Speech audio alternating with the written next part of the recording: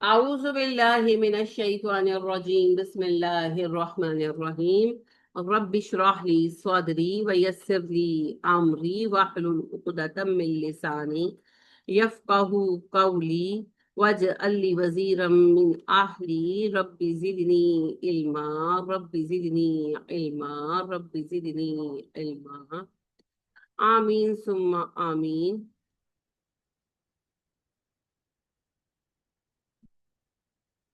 السلام علیکم ورحمۃ اللہ وبرکاتہ. کیسے ہیں جی سب؟ اللہ آپ سب کو اپنی رحمتوں کے سائے میں رکھے. دیکھیے، علم جو ہے نا،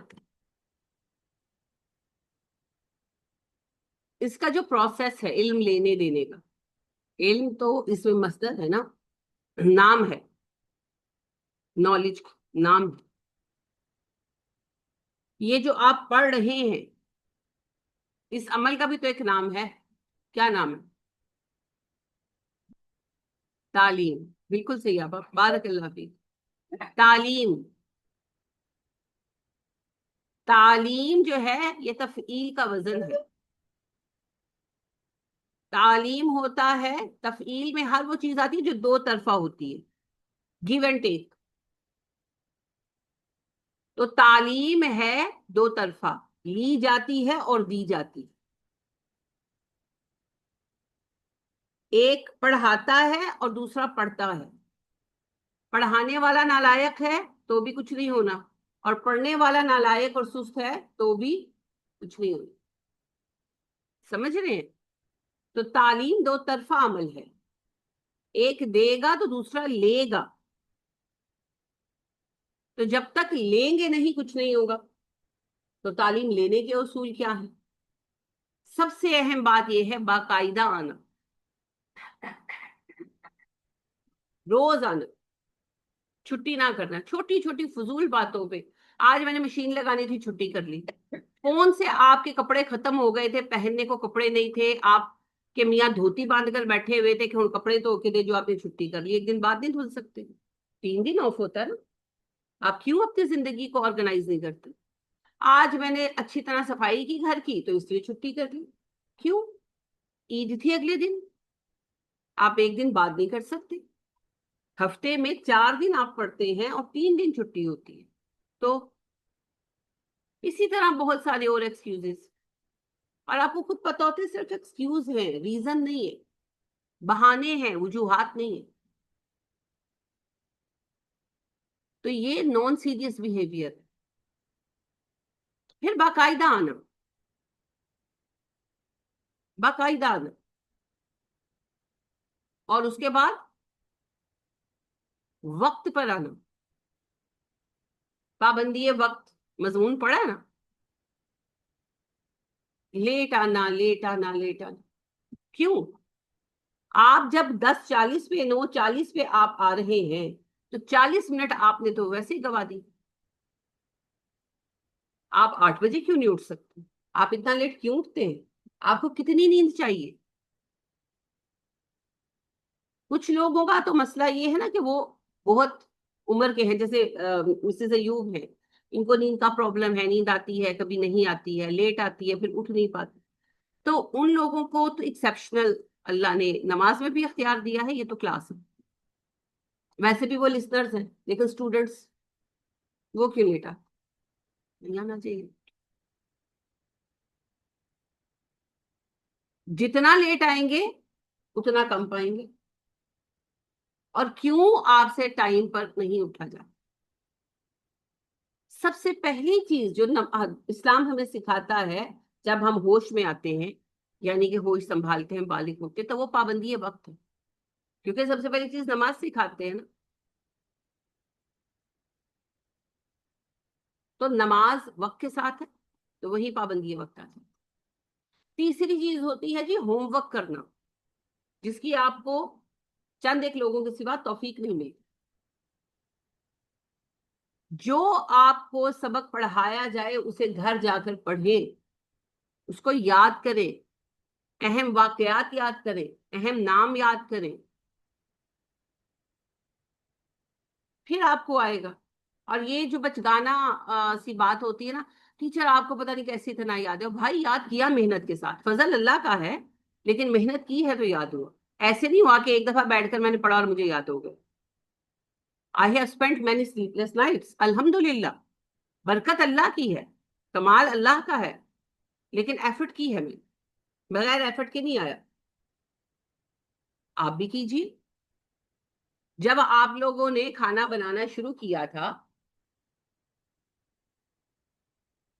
کتنا کچا کھانا بناتے تھے، روٹیاں گول بنتی تھی، تو اب تو بن جاتی ہیں. بنتی ہے نا. کیسے آ گئی؟ بنا بنا کر آ گئی نا. تو آپ کو لگتا ہے کہ آپ علم یاد کریں گے تو نہیں آئے گا؟ اچھا مجھے بتاؤ، زندگی میں جتنا ٹائم روٹی بنانے پہ، خالی روٹی بنانے پہ لگایا ہے، اس کا چوتھا حصہ بھی علم پر لگایا ہے؟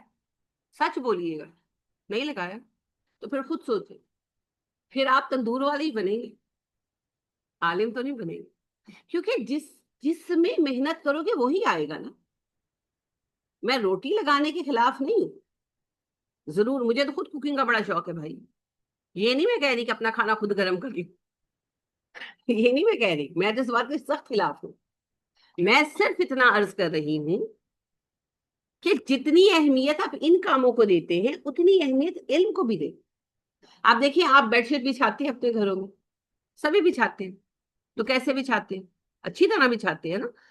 ایسے کرو، وٹ نکالو. اور جب آپ اپنی بچی کو سکھاتے ہیں اور اس میں سلوٹیں ہوتی ہیں، بچوں سے رہ جاتی ہیں، پھر ڈانٹتے ہیں، پھر اترواتے ہیں، صحیح کر، اینج کر، اینج کر. بہت اچھا کرتے ہیں، یہ ہونا چاہیے. مجھے خود بہت برا لگتا ہے. میں کہتی ہوں کہ بیڈ شیٹ بچھی ہو نا تو ایک سلوٹ نہ ہو. میری ماں نے مجھے یہی سکھایا. بالکل درست ہے. لیکن سوال یہ ہے کہ جتنی محنت آپ ایک بیڈ شیٹ بچھانے پہ کرتے ہیں، اتنی محنت سے آج تک آپ نے ایک بھی پیپر کیا ہے؟ اس محنت سے ایک بھی آپ کو جو کام دیا گیا آپ کر کے لائے، گھر سے لکھ کر لائے، اس محنت کے ساتھ، اس ڈیڈیکیشن کے ساتھ. وہ پھٹے ہوئے پا کے اگر میں دے بھی دوں، اول تو آدھے لوگ تو کرتے ہی نہیں، اور جو کر کے لاتے ہیں وہ ایسے پیج پھاڑ کر گندا مندا اٹھ کے لکھ کے لے آئیں گے. کیوں؟ کیونکہ شوق نہیں. یہاں آپ کو شوق ہونا چاہیے. آپ دیکھیں جو بچے ہوتے ہیں نا، فطرت پر ہوتے ہیں، تو استاد ان کو کام دیتا ہے. چھوٹے بچے جو ہوتے ہیں تو وہ اس پہ سٹارز بناتے ہیں، پھول بناتے ہیں. آپ نے خود بھی بنائے ہوں گے. وہ پینسلیں کرتے ہیں نا، وہ ہارٹ بناتے ہیں، ہے نا.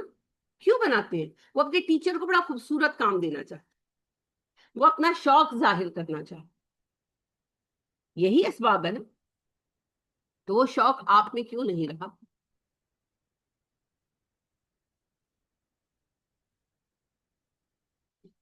اور قرآن کا صرف ایک ہی اصول ہے، صاحب شوق کو ملتا ہے، بے شوق کو نہیں ملتا. میں آپ کو بارہا سنا چکی ہوں، علامہ ابن تیمیہ کا قول ہے اور بہت سچا ہے. کیوں کہتے ہیں کہ قرآن بڑا غیرت مند ہے، جہاں اس کی قدر نہیں ہوتی وہاں نہیں جاتا. تو کلاس میں چھٹیاں کرنا، لیٹ آنا، ہر روز لیٹ آنا، کام نہ کرنا، سبق یاد نہ کرنا، یہ سب یہ ظاہر کرتا ہے کہ آئی ڈونٹ کیئر. تو قرآن آپ سے بڑھ کر بے نیاز ہے، اور اللہ تو سب سے بڑھ کر بے نیاز ہے. ان اللہ غنی عن العالمین. پھر یا تو آپ اپنے آپ کو اسٹوڈنٹ ہی نہیں سمجھتے، کیونکہ جب جب دل چاہا آ گئے، جب دل چاہا چلے گئے. ایک تو چلو کبھی ضرورت ہے، وہ تو اور بات ہے. But if you have the routine to come late, to make office, تو اس کا معنی یہ ہے کہ کنسرنڈ ہی نہیں ہے. تو اس سے کچھ نہیں ہوگا. میں تو آپ کو کچھ نہیں کہوں گی،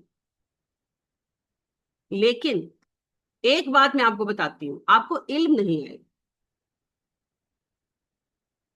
جب آپ کی صورت مکمل ہوگی، سرٹیفکیٹ مل جائے گا. خیر اس سرٹیفکیٹ کی دنیا میں بھی کوئی ویلیو نہیں ہونی، کیونکہ قرآن کے علم کی ہم نے کوئی ویلیو رکھی ہی نہیں ہوئی. سب سے ہلکا علم ہم قرآن کا علم سمجھتے ہیں. تو لہٰذا ورڈلی اس کی میرا نہیں خیال کہ کوئی خاص آپ کو بینیفٹ ہوگا. لیکن اگر ہو تو ہو جائے. اللہ کے ہاں تو سرٹیفکیٹس نہیں چل رہے نا. اللہ نے تو انما الاعمال بالنیات پر چلنا ہے. تو میرے بچوں، ایک بات سمجھیے، پھٹا ہوا تھیلا لے کر سفر نہ کیجیے. یہ بات میں آپ کو بار بار کہتی ہوں. اگر آپ کا تھیلا پھٹا ہوا ہے تو آپ جو کچھ ڈالتے جائیں گے وہ گرتا جائے گا، اور جب منزل پر پہنچیں گے تو آپ کا وہ جمع کیا ہوا، پک اینڈ چوز کیا ہوا، سب ختم ہوگا۔ تو یہ وہی تھیلے، ان کو چینج کیجیے، اپنے آپ کو بدلیے۔ کب بدلیں گے؟ اور کتنی زندگی باقی ہے؟ یہ آپ لوگوں کے پاس تو ماشاءاللہ ٹائم ہے، یہ سلاٹ کے پاس کتنا ٹائم رہ گیا ہے؟ اور کیا اگلی زندگی ملنی ہے؟ آپ کا دوسرا جنم باقی ہے، تیسرا، چوتھا، ایک ہی ہے نا؟ تو بھائی پھر اس میں محنت مار لو، اور عمر کے بھی آخری حصے میں آ گئے، اب تو کچھ کر لو اپنی آخرت کے لیے۔ جن گھروں کو پوج پوج کر، خدا بنا کر آپ نے زندگی گزار دی، وہ گھر تو آپ کے نہیں ہیں۔ آپ مر جائیں گے، وارثوں کو مل جائیں گے، قبر اسی گھر میں تھوڑی بننی ہے۔ مر کر دیکھیں، فوراً قبرستان پہنچائے جائیں گے، اصل گھر وہی ہے۔ تو پھر اس گھر کے لیے بھی تھوڑا کام کیجیے، ہوں؟ تو شوق کے ساتھ کیجیے، شوق کے ساتھ کیجیے۔ جسے شوق ہوتا ہے نا، وہ علم پا لیتا ہے پھر فائنلی۔ تو شوق پیدا کیجیے۔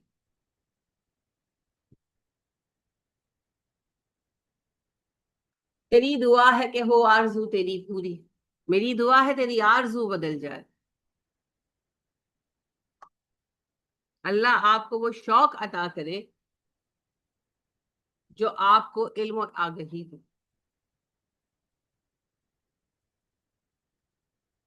جس کو یہ شوق لگ جائے نا، پھر یہ لت نہیں چھوٹتی۔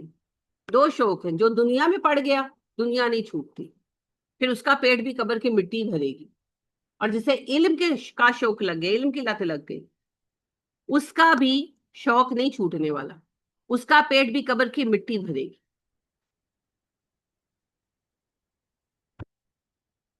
ہوں۔ تو میری آپ کے لیے دعا ہے، اور میں اپنی ہر اہم موقع پر پہلی دعا آپ لوگوں کے لیے مانگتی ہوں، اللہ کرے کہ اثر کر جائے آپ۔ آپ کا پارا کہاں ہے بیٹی؟ آپ کا پارا کہاں ہے؟ کیوں نہیں؟ میری پیاری بیٹی، آپ نے اپنی قبر میں جانا ہے، دادوں نے اپنی میں جانا ہے، اپنا اپنا نامہ عمل، تو پھر پارا بھی اپنا اپنا۔ ایک اور بات یہ، دادو ایکسیپشن ہے، آپ نہیں، آپ ٹائم پہ آیا کر، ٹھیک ہے؟ لیٹ سونا ویسے ہی حسرت کا سبب ہے، ہاں، دیر تک سونا حسرت کا سبب، یا تو کوئی ریزن ہونا، رات کو آپ جاگتے ہوں، جاب کرتے ہوں، ٹائم پر سوئیں، ٹائم پر اٹھیں، یہاں سے جا کر سو جائے، سنت ہے، ٹھیک ہے؟ کل سے ٹائم پر آنا میری بیٹی، اچھے اسٹوڈنٹس بنو، آپ لوگ تو ہو ہی اسٹوڈنٹس، آپ لوگوں کو تو مجھے کہنے کی ضرورت پیش نہیں آنی چاہیے۔ محترمہ آپ کا پارا کہاں ہے؟ بتائیے، اونچا بولا کریں۔ کیوں؟ پارے گھر رکھنے کے لیے ہوتے ہیں، یہ اتنا بڑا بیگ آپ اٹھا سکتی ہے، ایک پارا نہیں اٹھا سکتے اسی بیگ کے اندر؟ اور روز آپ دوسروں کے پاروں پر جھانک رہے ہوتے ہیں۔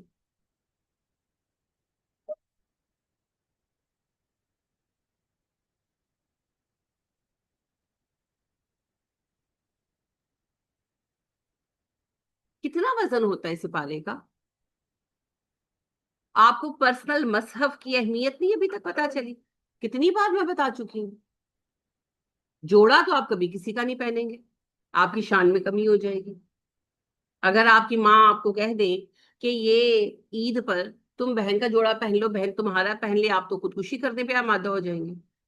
اگر آپ کے میاں کہہ دیں کہ اس شادی پر میرے پاس پیسے نہیں ہیں، تو میں باجی کو کہتا ہوں وہ دیتی ہیں، ان کا جوڑا پہن لو، تو آپ تو دنیا کی مظلوم ترین عورت بن جائیں گی، آپ کا شوہر دنیا کا سب سے ظالم انسان بن جائے گا، وہ تو آپ برداشت نہیں کریں گے۔ پارے دوسروں کے جھانکیں گے، پارے کا بہت وزن ہے، نامہ عمل کا وزن سوچا کتنا ہوگا؟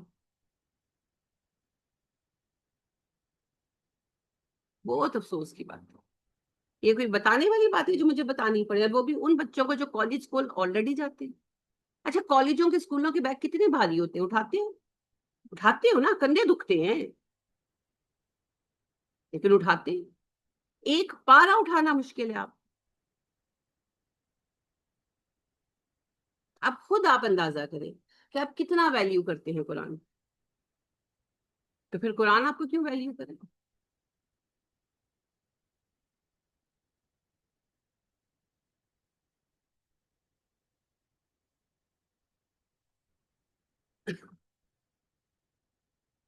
پنجابی کا محاورہ ہے، کہتے ہیں پیڑے دودھ تے دینی ہے وچ مینگڑا پا کے. آئی نہ سمجھ؟ کس کو پنجابی نہیں آتی؟ بکری جو پوپ کرتی ہے، وہ ڈرائی ہوتی ہے نا، اس کو مینگن کہتے ہیں. کہ دودھ تو دیتی ہو مگر اس میں مینگنے بھی ڈال دیتی. مطلب ہے کام تو کرتے ہو، خراب کر کے ہی کرتے ہو. تو یہ وہی مینگنے ہیں جو آپ نے ڈالی ہوئی. آٹے کا بال آئے، پارا ہی نہیں لے کر آئے، بے نیازی ہے جناب، شان بے نیازی ہے. جب آپ کے پاس آپ کی کتاب ہی نہیں ہے، آپ کو کیا سمجھ آئے گا؟ آپ کو کوئی چیز لکھنے کی ضرورت نہیں ہے، آپ کو کوئی سبق یاد کرنے کی ضرورت، آپ کو کسی چیز کی ضرورت نہیں ہے، تو بھائی آپ تو عالم ہیں. اور اگر آپ علم سیکھنے آئے ہیں، بغیر کتاب کے علم کیسے آتا ہے؟ مجھے بھی وہ رستہ بتائیں.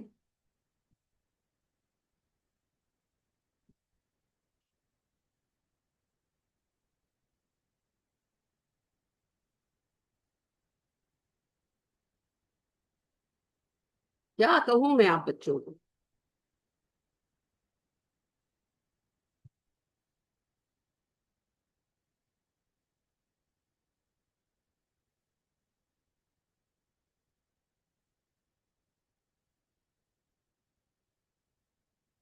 ہوں.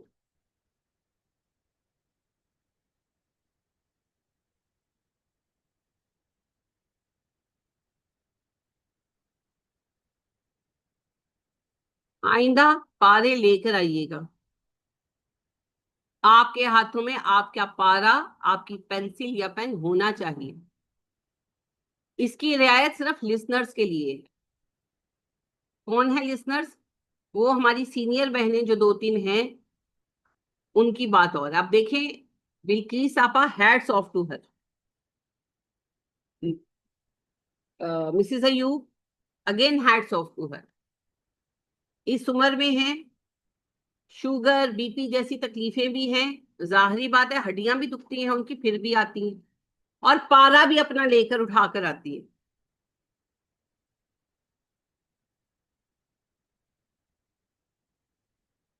سیکھیے، شوق کی بات.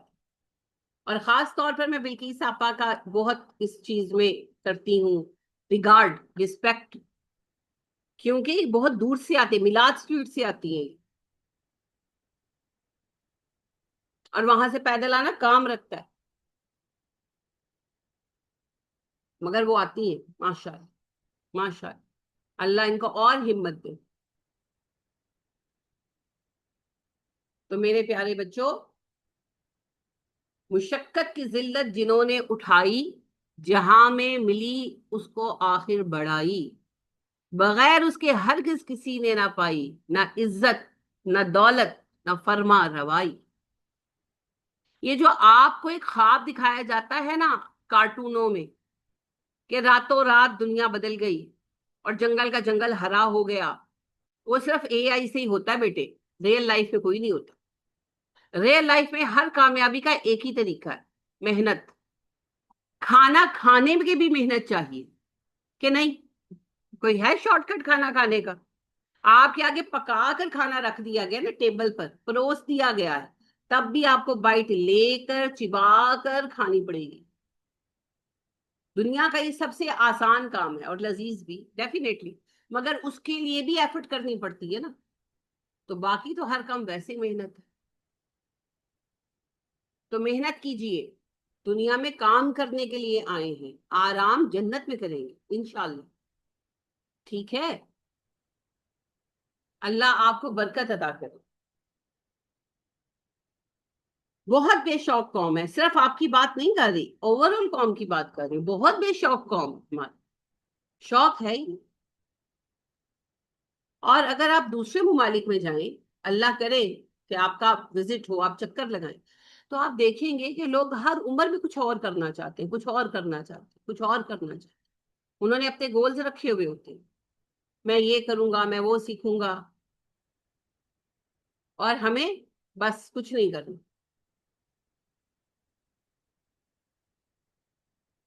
تو اس چیز کو بدلیے، زندگی کو با مقصد گزاریے۔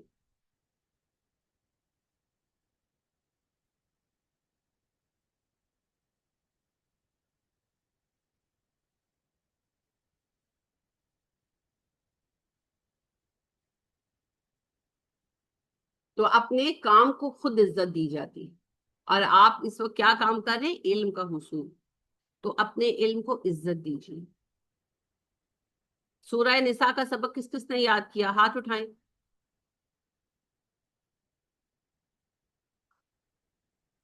2 آیتوں میں سے بھی ہاف یاد کیا، 3 آیتوں میں سے بھی آپ نے 2 یاد کی، بڑی مہربانی، میں آپ کو اس کا معاوضہ پے کروں، جبکہ آپ کو کل بھی چھٹی ہو گئی۔ اب آپ دیکھ لیں، خود دیکھیں، میں کیا کہوں، آپ خود سوچیں۔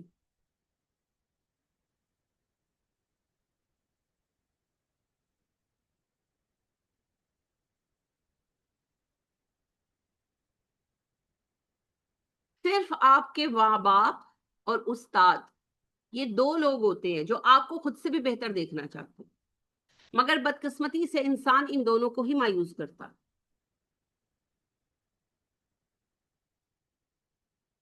خیر، مایوس تو ہونے والی میں بھی نہیں ہوں، لیکن بہرحال محنت کیجیے۔ اگر آپ 3 آیتوں کا سبق 4 دنوں میں یاد نہیں کر سکتے، جمعہ ہفتہ اتوار چھٹی ہوتی ہے نا، اور پیر کی بھی ہو گئی، 4 دنوں میں آپ لوگ 3 آیتیں یاد نہیں کر سکتے، تو پھر میں کیا کہہ سکتی ہوں؟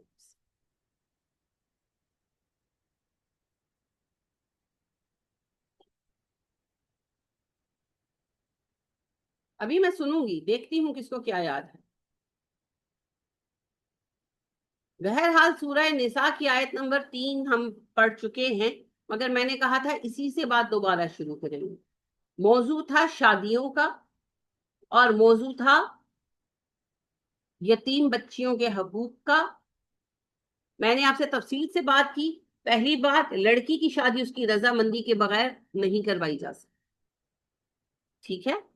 ولی کی رضامندی بھی ضروری ہے، لیکن ولی کو لڑکی کی اصل رضامندی لینی بھی ضروری ہے۔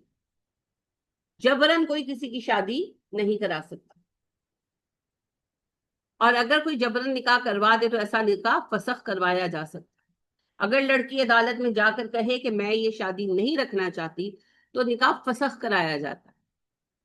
فسخ نکاح ہوتا ہے عدالت اس نکاح کو ختم کر دیتی، یہ طلاق اور خلا نہیں ہوتا،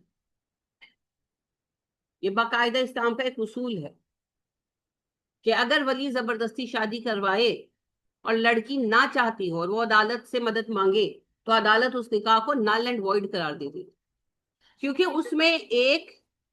اس میں ایک شرط ہی پوری نہیں ہوئی نا، اس میں ایک شرط ہی پوری نہیں ہوئی۔ کیا ہے وہ شرط؟ لڑکی کی رضامندی، تو پھر ایسا نکاح تو ہوا ہی نہیں۔ وہ پھر لیکن یہ عدالت ڈکلیئر کرتی ہے، یہ کوئی خود سے نہیں کر سکتا۔ عدت کا معاملہ یہ ہے جی کہ اگر رخصتی ہی نہیں ہوئی تو عدت نہیں ہوگی، رخصتی ہوئی تو پھر کیا فزیکل ریلیشن ہیں ان کے، ٹھیک ہے؟ تو یہ معاملہ بحث طلب ہے، ویسے اس میں کوئی عدت نہیں ہوتی اصولاً، لیکن اگر فزیکل ریلیشن ہے تو پھر پریگننسی کے اس کے لیے تو عدت کے معاملے میں اس پر بحث ہے، وہ انشاءاللہ فسخ نکاح کا موضوع آئے گا تو وہاں تفصیل سے پڑھیں گے۔ ابھی سمجھنے کی بات یہ ہے کہ لڑکی کی شادی جبرن نہیں کرائی جا سکتی،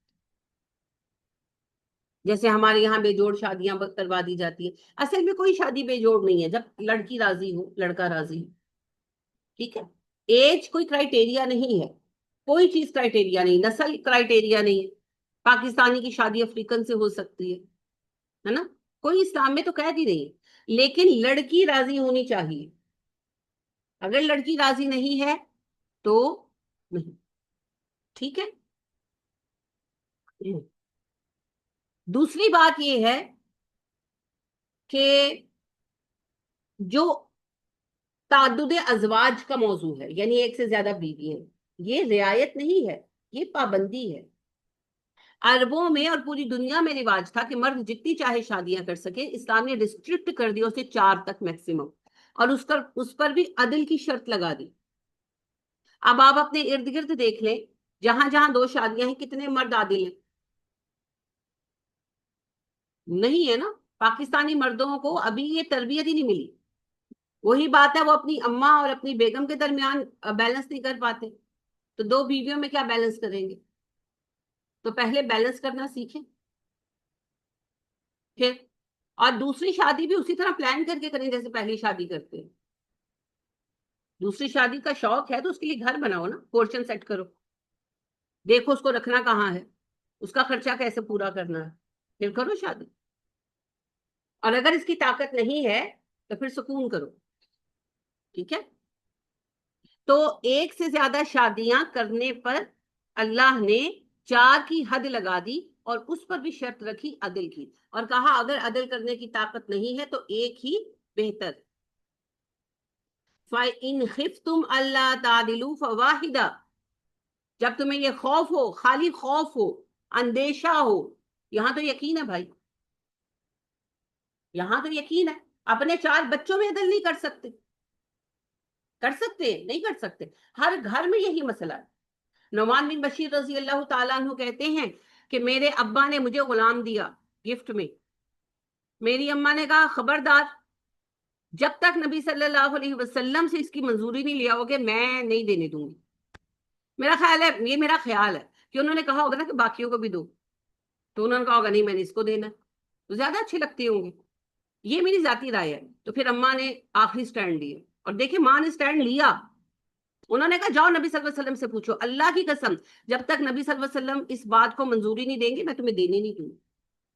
तो नुमान बिन बशीर कहते हैं मुझे लेकर वो नबी अकरम वसल्लम के पास आए और कहने लगे, नुमान बिन बशीर यंग थे, नुमान बिन बशीर करबला के बाद तक जिंदा रहे, तो उस वक्त बिल्कुल यंग लड़के।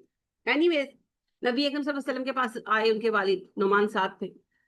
तो कहने लगे अल्लाह के नबी सल्लल्लाहु अलैहि वसल्लम मैंने अपने इस गुलाम को सॉरी अपने इस बेटे को एक गुलाम दिया। आपने कहा अच्छा बाकियों को भी दिया?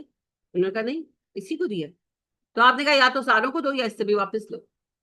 तो फिर अब्बा ने वापस ले लिया।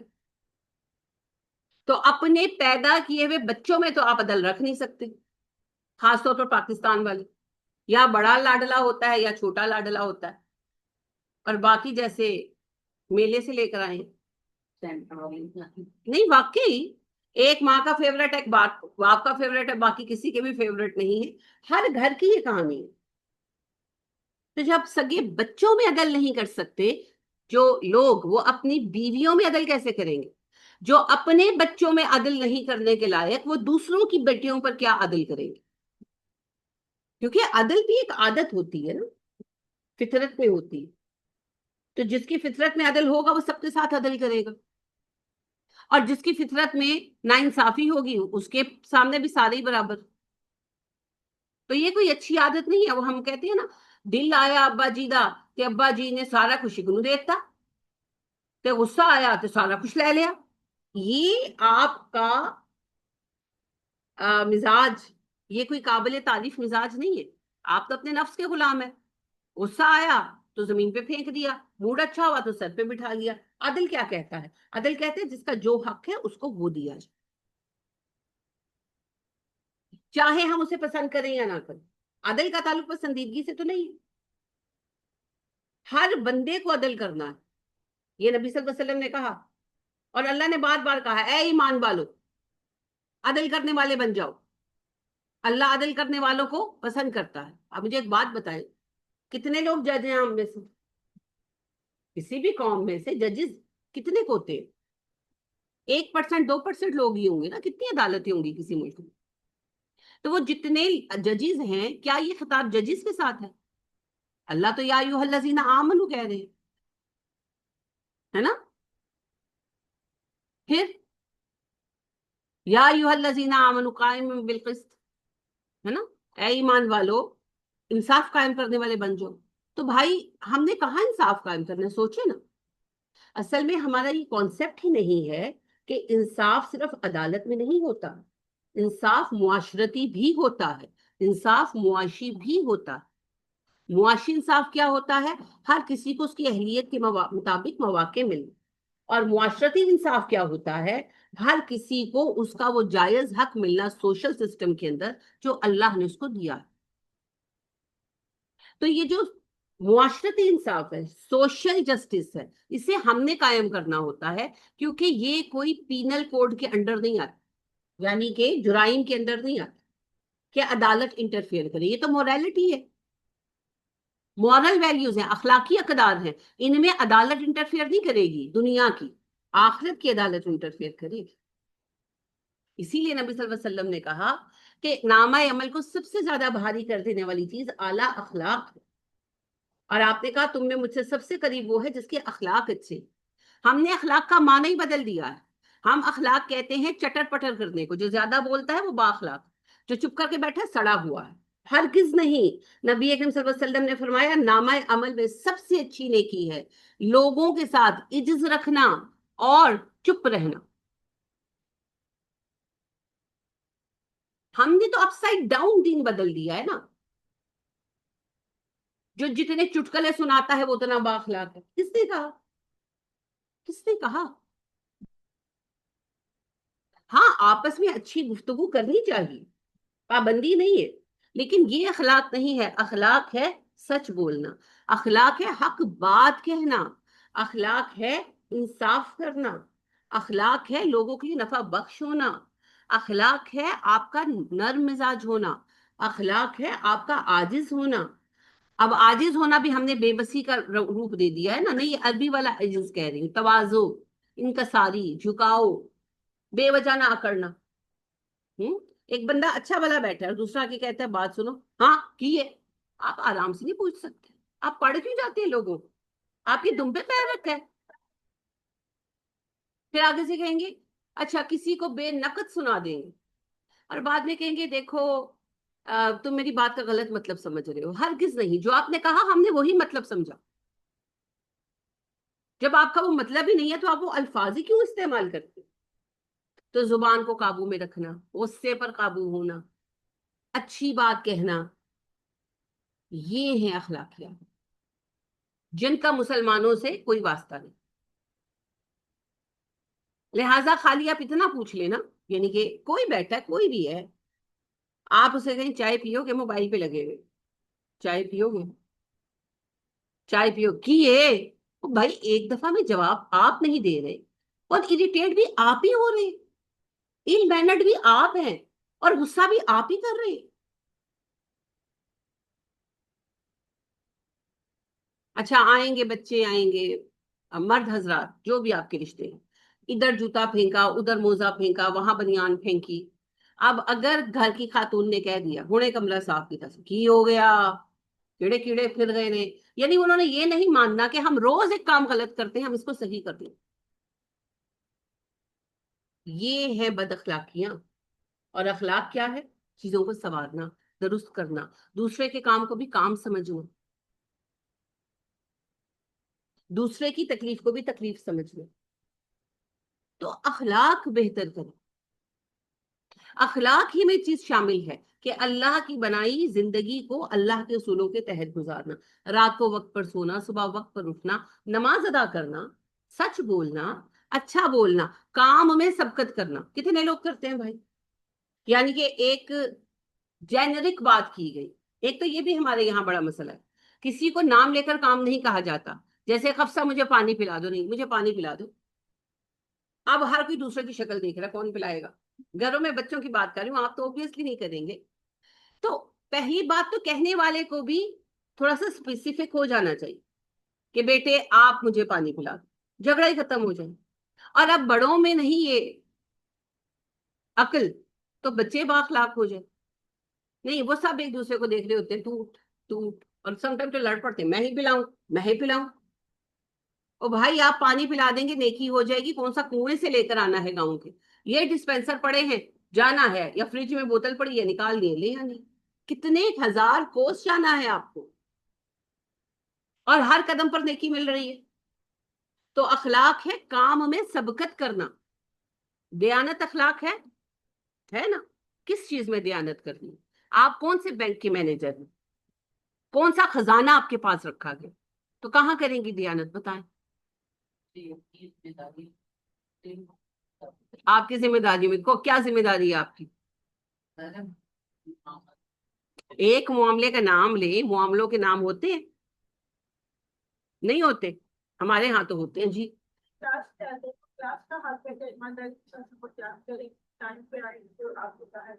شاباش۔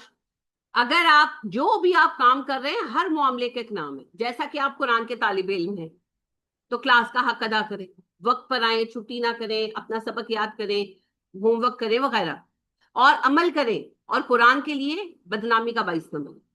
اس کے بعد گھر میں جیسے آپ کھانا بنا رہے ہیں تو آپ کا کے ذمہ یہ دیانت ہے کہ وقت پر کھانا بنائیں، اچھا کھانا بنائیں، صاف ستھرا، ہائیجینک وغیرہ وغیرہ، چیزیں ضائع نہ کریں، اور جو بھی۔ اسی طرح کپڑے دھو رہے ہیں تو جو وقت ہے جس پر جو آپ کی روٹین ہے اس کے مطابق ٹائم پر دھوئیں، صرف ضائع نہ کریں، پانی ضائع نہ کریں، کپڑے صاف ستھرے دھوئیں، کوئی داغ نہ چھوڑیں، پھر ان کو سکھانا اتارنا، وہ پوری اپنا کام مکمل کریں، یہ نہیں کہ دھو کے پڑے ہوئے ہیں اب وہ پڑے پڑے گندے ہو رہے ہیں۔ تو جو بھی کام کرے اس کی ایک دیانت ہے، اس کو ادا کریں۔ اور کام وہی ذمہ لے جو آپ کے اندر کیپیسٹی ہے کرنے کی، اور دینے والا بھی وہی کام دے جو کرنے کے اگلے کے اندر کیپیسٹی۔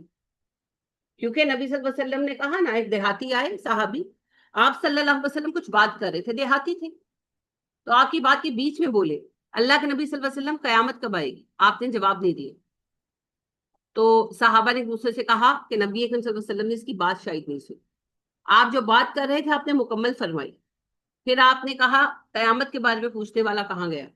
تو وہ کھڑے ہوئے کہنے لگے اللہ کے نبی صلی اللہ علیہ وسلم میں موجود ہوں۔ آپ نے کہا جب امانت ضائع ہوگی تو قیامت آ جائے گی۔ انہوں نے کہا امانت کا ضائع ہونا کیا ہے یا رسول اللہ صلی اللہ علیہ وسلم؟ آپ نے کہا جب ذمہ داری نہ اہلوں کے سپرد کی جائے۔ جس کا پتا ہے کہ اس کو چاول ابالنے نہیں آتے اسے کو جا کے بریانی پکاؤ۔ وہ ذمہ داری صرف پاکستان چلانا ہی نہیں ہے، ہر چیز ذمہ داری ہے نا۔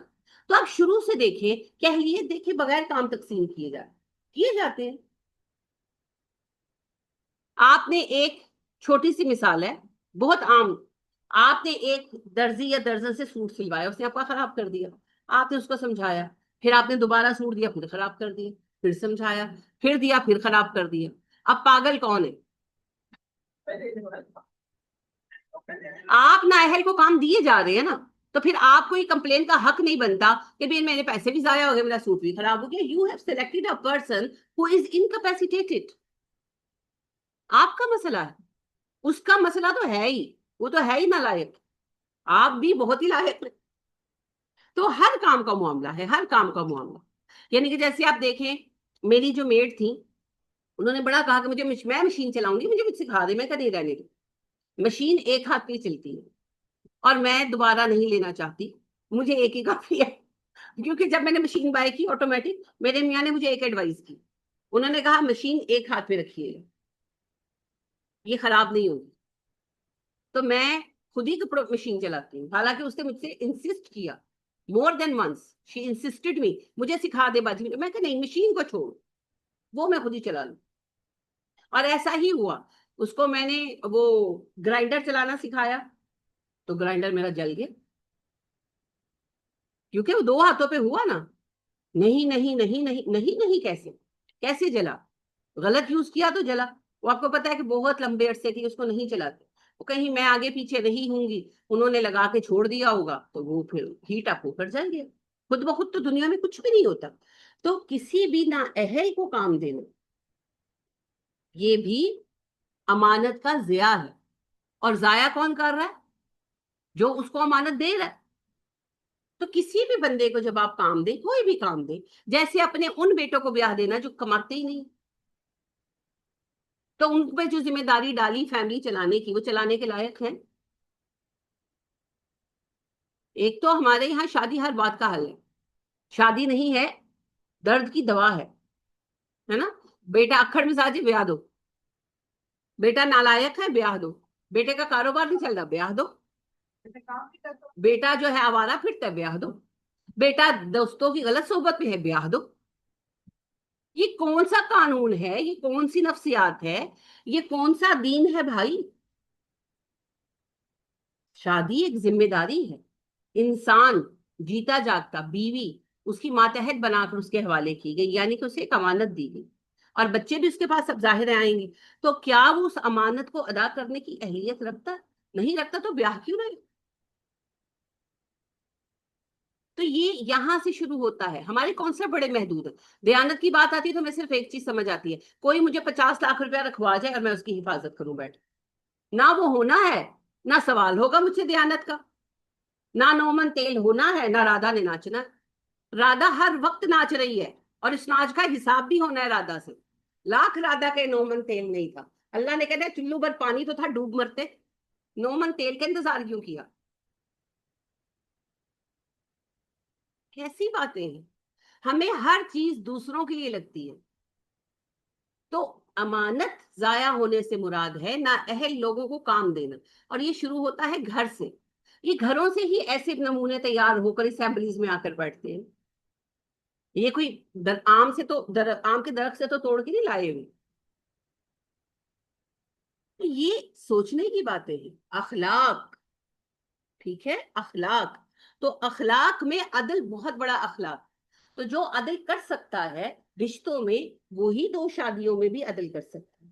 اور جو اپنے خون کے رشتوں میں عدل نہیں کر سکتا، وہ دو بیویوں میں عدل کیسے کرے گا؟ تو ویسے نازک معاملہ ہے ہی نازک. وہ رشتہ ہی تھوڑا ایسا ہے نا. امہات المومنین رضی اللہ تعالی عنہن جیسی لائق خواتین بھی بعض اوقات ایک دوسرے سے اکھڑ جاتی تھی. تو پھر یہ تو ہے ہی نازک معاملہ. تو یہ ہے سمجھنے کی بات. اسی لیے اللہ پاک نے پہلے تو پابندی لگائی کثرت ازواج پر، اور پھر اس پر شرط رکھ دی کہ 4 تو کیا 2 بھی تب کرو جب عدل کر سکتے ہو. جب عدل نہیں کر سکتے تو ایک ہی بہتر ہے. اور عدل کرنا دور کی بات ہے، فَإِنْ خِفْتُمْ اگر تمہیں اندیشہ ہے، اگر تمہیں ڈاؤٹ ہے شاید میں کر سکوں گا شاید نہیں، 50-50%، اوکے پھر رہنے دو، ایک ہی کافی. اللہ کہہ رہے، میں تھوڑی کہہ رہی. تو یہاں سارے نالائق ترین لوگ جا کر شادیاں کر لیتے. اور مجھے تو حیرت یہ ہوتی ہے ان کو رشتے بھی مل جاتے ہیں. یعنی اتنا حیرت انگیز بات میرے سامنے آئی کہ یعنی خاتون اسٹوڈنٹ بھی ہیں، میری دوست بھی ہیں، اور اسسٹنٹ پروفیسر ہیں. تو وہ مجھے انہوں نے بتایا کہ ان کے ہسبینڈ نے دوسری شادی کر لی. میں نے ان کو کہا کہ کر لی تو کر لی، آپ کیوں اپسیٹ ہوتی؟ اس کا حق ہے. تو وہ کہنے لگی میں آپ کو کیا بتاؤں. میں کہ نہیں، آپ بے وجہ پریشان ہو رہی ہیں، آپ ویسے بھی اپنا کماتی ہیں، آپ انڈیپینڈنٹ ہیں، تو یہ کوئی ایشو نہیں ہے. لیکن وہ کچھ اپسیٹ تھیں. میں حیران ہوئی، اچھی عورت ہے، یعنی کہ بات ماننے والی خاتون. پھر خیر انہوں نے مجھ سے پھر بات کی کہ انہوں نے مجھے بتایا نہیں. میں نے کہا ضروری نہیں ہے، آپ کو نہ بتانا ضروری ہے نہ آپ سے اجازت لینا ضروری ہے، اٹس فائن، یہ کوئی بڑا مسئلہ نہیں. اور شاید اسی لیے نہیں بتایا ہوگا کہ آپ ریئیکٹ کریں گی.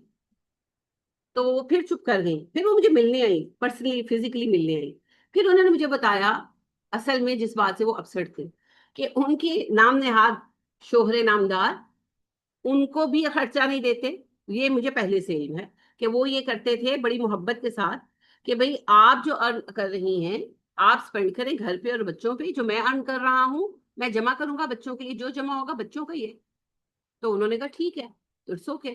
اب ظاہر ہے اس کا رزلٹ کیا نکلا، ان کا پیسہ تو جمع ہو گیا، کوئی انہوں نے جائیدادیں وغیرہ بنا لی، کچھ گھر وغیرہ بنا لی. خاتون کا سب اتنے سالوں کی اسپینڈنگ ہوتی گئی، چلے وہ بھی ہو گیا. اب کیا ہے، اب انہوں نے دوسری شادی فرمائی. اب اس بیوی کو کہہ رہے ہیں چونکہ وہ جاب کرتی ہیں تو انہوں نے میڈ رکھی ہوئی ہے فل ٹائم جو گھر پہ رہتی ہے. تو وہ اس کو کہنے لگے، یعنی کہ وہ انسسٹ کر رہے ہیں کہ آپ میڈ کو نکال دیں، اور جو سیکنڈ وائف ہے وہ میٹرک پاس کسی بہت غریب گھرانے کی بچی ہے، بہت ینگ لڑکی، تو اس کو کہہ رہے ہیں کہ اس کو رکھو. اور جو پیسے میڈ کو دیتی ہے اس کو دو. یعنی آپ سمجھ رہے ہیں, اس کا ذمہ بھی نہیں اٹھایا. اب اس کو بھی تم میڈ رکھو گھر کے اندر, گھر کے کام وہ کرے گی, اس کو پیسے دو, وہ بھی تمہاری ذمہ داری رہے گی بھی ظاہر ہے اس کے پاس. اب اس کے سینے پر رہ کر مونگ ڈلے وہ, سادہ سی بات ہے. آپ نے شادی کر لی, رکھے نا اپنے ساتھ. نہیں, اب وہ یعنی کہ آئیں, وہ اس کے پاس بھی رہیں, اس کے پاس بھی رہیں, اور ساری ذمہ داری وہ پہلی بیوی اٹھائے, اور پھر اس کے بچے بھی ظاہر برداشت کریں. ہاں, میں کہا ان کو تو پاکستان کا جو ہے ماہر یاد ہونا چاہیے, اتنی اچھی پلاننگ پیسوں کی. اب آپ اندازہ کریں, اور وہ خود پڑھے لکھے آدمی ہے ماشاءاللہ, پی ایچ ڈی پروفیسر ہے. آپ مجھے بتائیں, آپ مجھے بتائیں, کیا وہ عورت کڑے گی نہیں؟ کیا وہ عورت بولے گی نہیں؟ پھر اس کے اوپر جو فتوے کہ تم تو جہنمی ہو, تم تو فلانی ہو, میں نہیں راضی ہوں گا, تم جنت میں نہیں جاؤ گی. وہ ایسی رضامندی لینا اللہ نے ہمارے اوپر نہیں ڈالا. کس خوش فہمی میں ہے. تو آپ مجھے بتائیں, کس کے ساتھ زیادہ ظلم ہو رہا ہے, پہلی کے ساتھ کہ دوسری کے ساتھ؟ پہلی کو بھی نہیں, دونوں کا ایکول معاملہ ہے بھائی. وہ اونٹ سے جس نے پوچھا نا اترائی اچھی کی چڑھائی, اس نے کہا دونوں پہ ہی لعنت ہے. پہلی کے ساتھ زیادہ ظلم کر رہی ہے یا دوسری کے ساتھ؟ دونوں کا ہی حال خراب کیا ہوا ہے. پہلی کو مجبور کر رہے ہیں, اور دوسری کو کیا اسٹیٹس ہے اس کا, میڈ کا, کہ وہ ایک ینگ بچی ہے, غریب گھر کی بچی ہے, پہلے ہی کمپرومائز کر کے آپ نے اس کے ساتھ شادی کر لی. وہ آپ کی بیٹی کی عمر کی ہے, اور صرف اس لیے کہ وہ غریب گھر کی, آپ اس کو کہہ رہے ہیں پہلی بیوی کو کہ اس کو میڈ بنا کے رکھیں. اب آپ ایک دفعہ سوچیں, اگر وہ اس کو رکھ لیتی ہے مجبور ہو کر, تو وہ اس کو کیا ویلیو کرے گی؟ ایک تو وہ ویسے ہی اس کی پے پہ رہے گی, ظاہری بات ہے, میڈ ہوگی, اور دوسرا سوتن, تو وہ اس کو, ہاں, تو وہ اس کی کیا حیثیت ہوگی گھر میں, خود سوچے. تو وہ بندہ کس کے ساتھ زیادہ ظلم فرما رہا ہے؟ وہ دونوں کی ہی زندگی جہنم بنا رہا ہے. اور وہی بات جو حضرت اسماء رضی اللہ تعالیٰ عنہا نے کہی تھی, ان کی دنیا خراب کر رہا ہے, اپنی آخرت. ہاں, تو تیسری کو بھی اسی طرح کے حالات میں رکھے گا. یہ ہے غلط طریقے. شادی کرنے کا چاہو ہے تو نبھائیں بھی نا, نبھائیں بھی. یہ عجیب مسئلہ ہے. بیاہ میں نے کیا ہے, آباد تم کرو, یہ کون سا کھیل ہے بھائی؟ تو یہ شرط ہے عدل. عدل نہیں کر سکتے, مت کرو دوسری شادی. اس کے بعد اگلی ایک رعایت بیان ہوئی جو فی زمانہ کہیں ہمارے پاس موجود نہیں ہے. البتہ اس کو سمجھ لینا اس لیے ضروری ہے کہ بہت زیادہ اس بات پر مسلمان شرمسار ہوتے ہیں کہ او ہو کنیزیں ہوتی ہیں, غلام ہوتے ہیں. اور بھائی کنیزیں غلام بازار میں دکانوں پر نہیں بکتے, کہ جاؤ جا کر چار خرید کر لے آؤ. اسلام نے غلامی کو حرام قرار دیا ہے, یہ پہلی بات یاد رکھیں. لہذا سب سے بدترین لوگ وہ قرار دیے گئے جو آزاد بندے کو غلام بنا. اسلام میں غلامی کی ایک شکل ہے, وہ بہت ریسٹرکٹڈ ہے. یہ ہے پریزنرز آف وار, POW. یہ تو ایک ایسا مسئلہ ہے جو دنیا میں ہمیشہ مسئلہ رہا. اسلام نے اس کا ایک حل دیا. پہلا حل تو یہ ہے کہ ان کو آزاد کر دو. جنگ ہوئی, جب معاملہ ختم ہو گیا تو آزاد کر دو, جیسے بہت موقعوں پر نبی صلی اللہ علیہ وسلم نے کیا. دوسرا یہ ہے فدیہ لے کر, فائن لے کر آزاد کر دو, جیسے بدر میں کیا. تیسرا یہ ہے کہ ان کو کچھ عرصہ قید رکھا جائے, پھر ایکسچینج کر لیا جائے. جیسے بھارت پاکستان میں اگر ہو تو پاکستان کے پاس بھارت کے قیدی ہوں گے تو پاکستان ایکسچینج کرے گا, بھارت کے پاس ہوں گے تو وہ ایکسچینج کرے گا, تو ایکسچینج کر لو. چوتھی ایک شکل یہ ہے کہ آپ ان کو غلام بنا سکتے ہیں. کیا ہر جنگی قیدی غلام بنایا جائے گا؟ نہیں, نہیں, ضروری نہیں ہے. لیکن اگر کہیں محسوس ہو, کن لوگوں کے بارے میں محسوس ہوگا جو بار بار سرکشی کر, جو امن قائم نہ ہونے دیں, اور ان کو منتشر کرنا مقصود ہو, ڈسپرس کرنا مقصود ہو, کہ جب یہ نکلتے ہیں یہ فساد بھرپا کرتے ہیں, تو پھر کیا کرو, ان کو ڈسپرس کر دو امنگ مسلمس, تاکہ ایک تو وہ جو فارغ ہوتے ہیں, اکیلے اکٹھے ہوتے ہیں تو فساد کرتے ہیں, ان کا آپس کا وہ رابطہ ختم ہو جائے. بالکل. اور دوسرا وہ مسلمانوں کے درمیان رہیں, اور جو ان کے اندر نیگیٹیوٹی ہے وہ مسلمانوں کے اندر رہ کر سبسائڈ ہو اور وہ چینج ہو. اب یہ فیصلہ کون کرے گا؟ یہ فیصلہ کرے گی گورنمنٹ, اور کوئی نہیں کر سکتا. امیر المومنین وہ فیصلہ کریں گے, اور وہ بھی ظاہر پوری مجلس شورا کے ساتھ مل کر. یہ ایک سنجیدہ فیصلہ ہے اگر لیا جائے. اب نبی کریم صلی اللہ علیہ وسلم نے بدر کے قیدی آزاد کر دی, احد میں تو کوئی قیدی آیا نہیں, بنو نذیر کو بھی جانے دیا. بنو قینقاع کو بھی جانے دیا. خیبر میں سے آپ صلی اللہ علیہ وسلم قیدی لائے تھے. اچھا بنو قریظہ والوں کو قتل کیا گیا، وہ فیصلہ حضرت سعد سے خود بنو قریظہ والوں نے کروایا تھا. نبی صلی اللہ علیہ وسلم پر چھوڑتے تو آپ جانے دیتے. جب خیبر پر حملہ کیا تو خیبر سے پھر قیدیوں کو غلام بنایا. کیوں؟ کیونکہ ان کو وہاں سے نکالا تو یہ خیبر میں اکٹھے ہو کر فساد مچا رہے تھے اور مسلمانوں کو چین کا سانس نہیں لینے دے رہے تھے. جتنی جنگیں ہوئی ان کی بنیاد جنگ لڑنے والے قریش تھے، لڑوانے والے یہود. جیسے جنگیں لڑی عیسائیوں نے ہمارے ساتھ، لڑوانے والے یہود. آپ صلی اللہ علیہ وسلم کو اس ساری سازشوں کا علم تھا مگر قریشی فرصت نہیں دے رہے تھے. تو جب صلح حدیبیہ ہوئی تو پھر آپ صلی اللہ علیہ وسلم نے خیبر پر اٹیک کیا کہ ان کا تو کلا کما کریں. تو پھر وہاں جو قیدی ہاتھ میں آئے ان کو آپ نے غلام بنایا. ہاں یہودی تھے، وہ یہودیوں کا علاقہ تھا. سبب یہی تھا کہ ڈسپرس کیا جائے نالائکوں. تو یہ فیصلہ پھر گورنمنٹ کرے گی. پھر اس میں کیا ہے، غلام کو کیسے رکھا جائے گا آپ بتائیے زینب. غلام اگر آپ کے پاس ہوگا تو اس کو کیسے رکھا جائے گا؟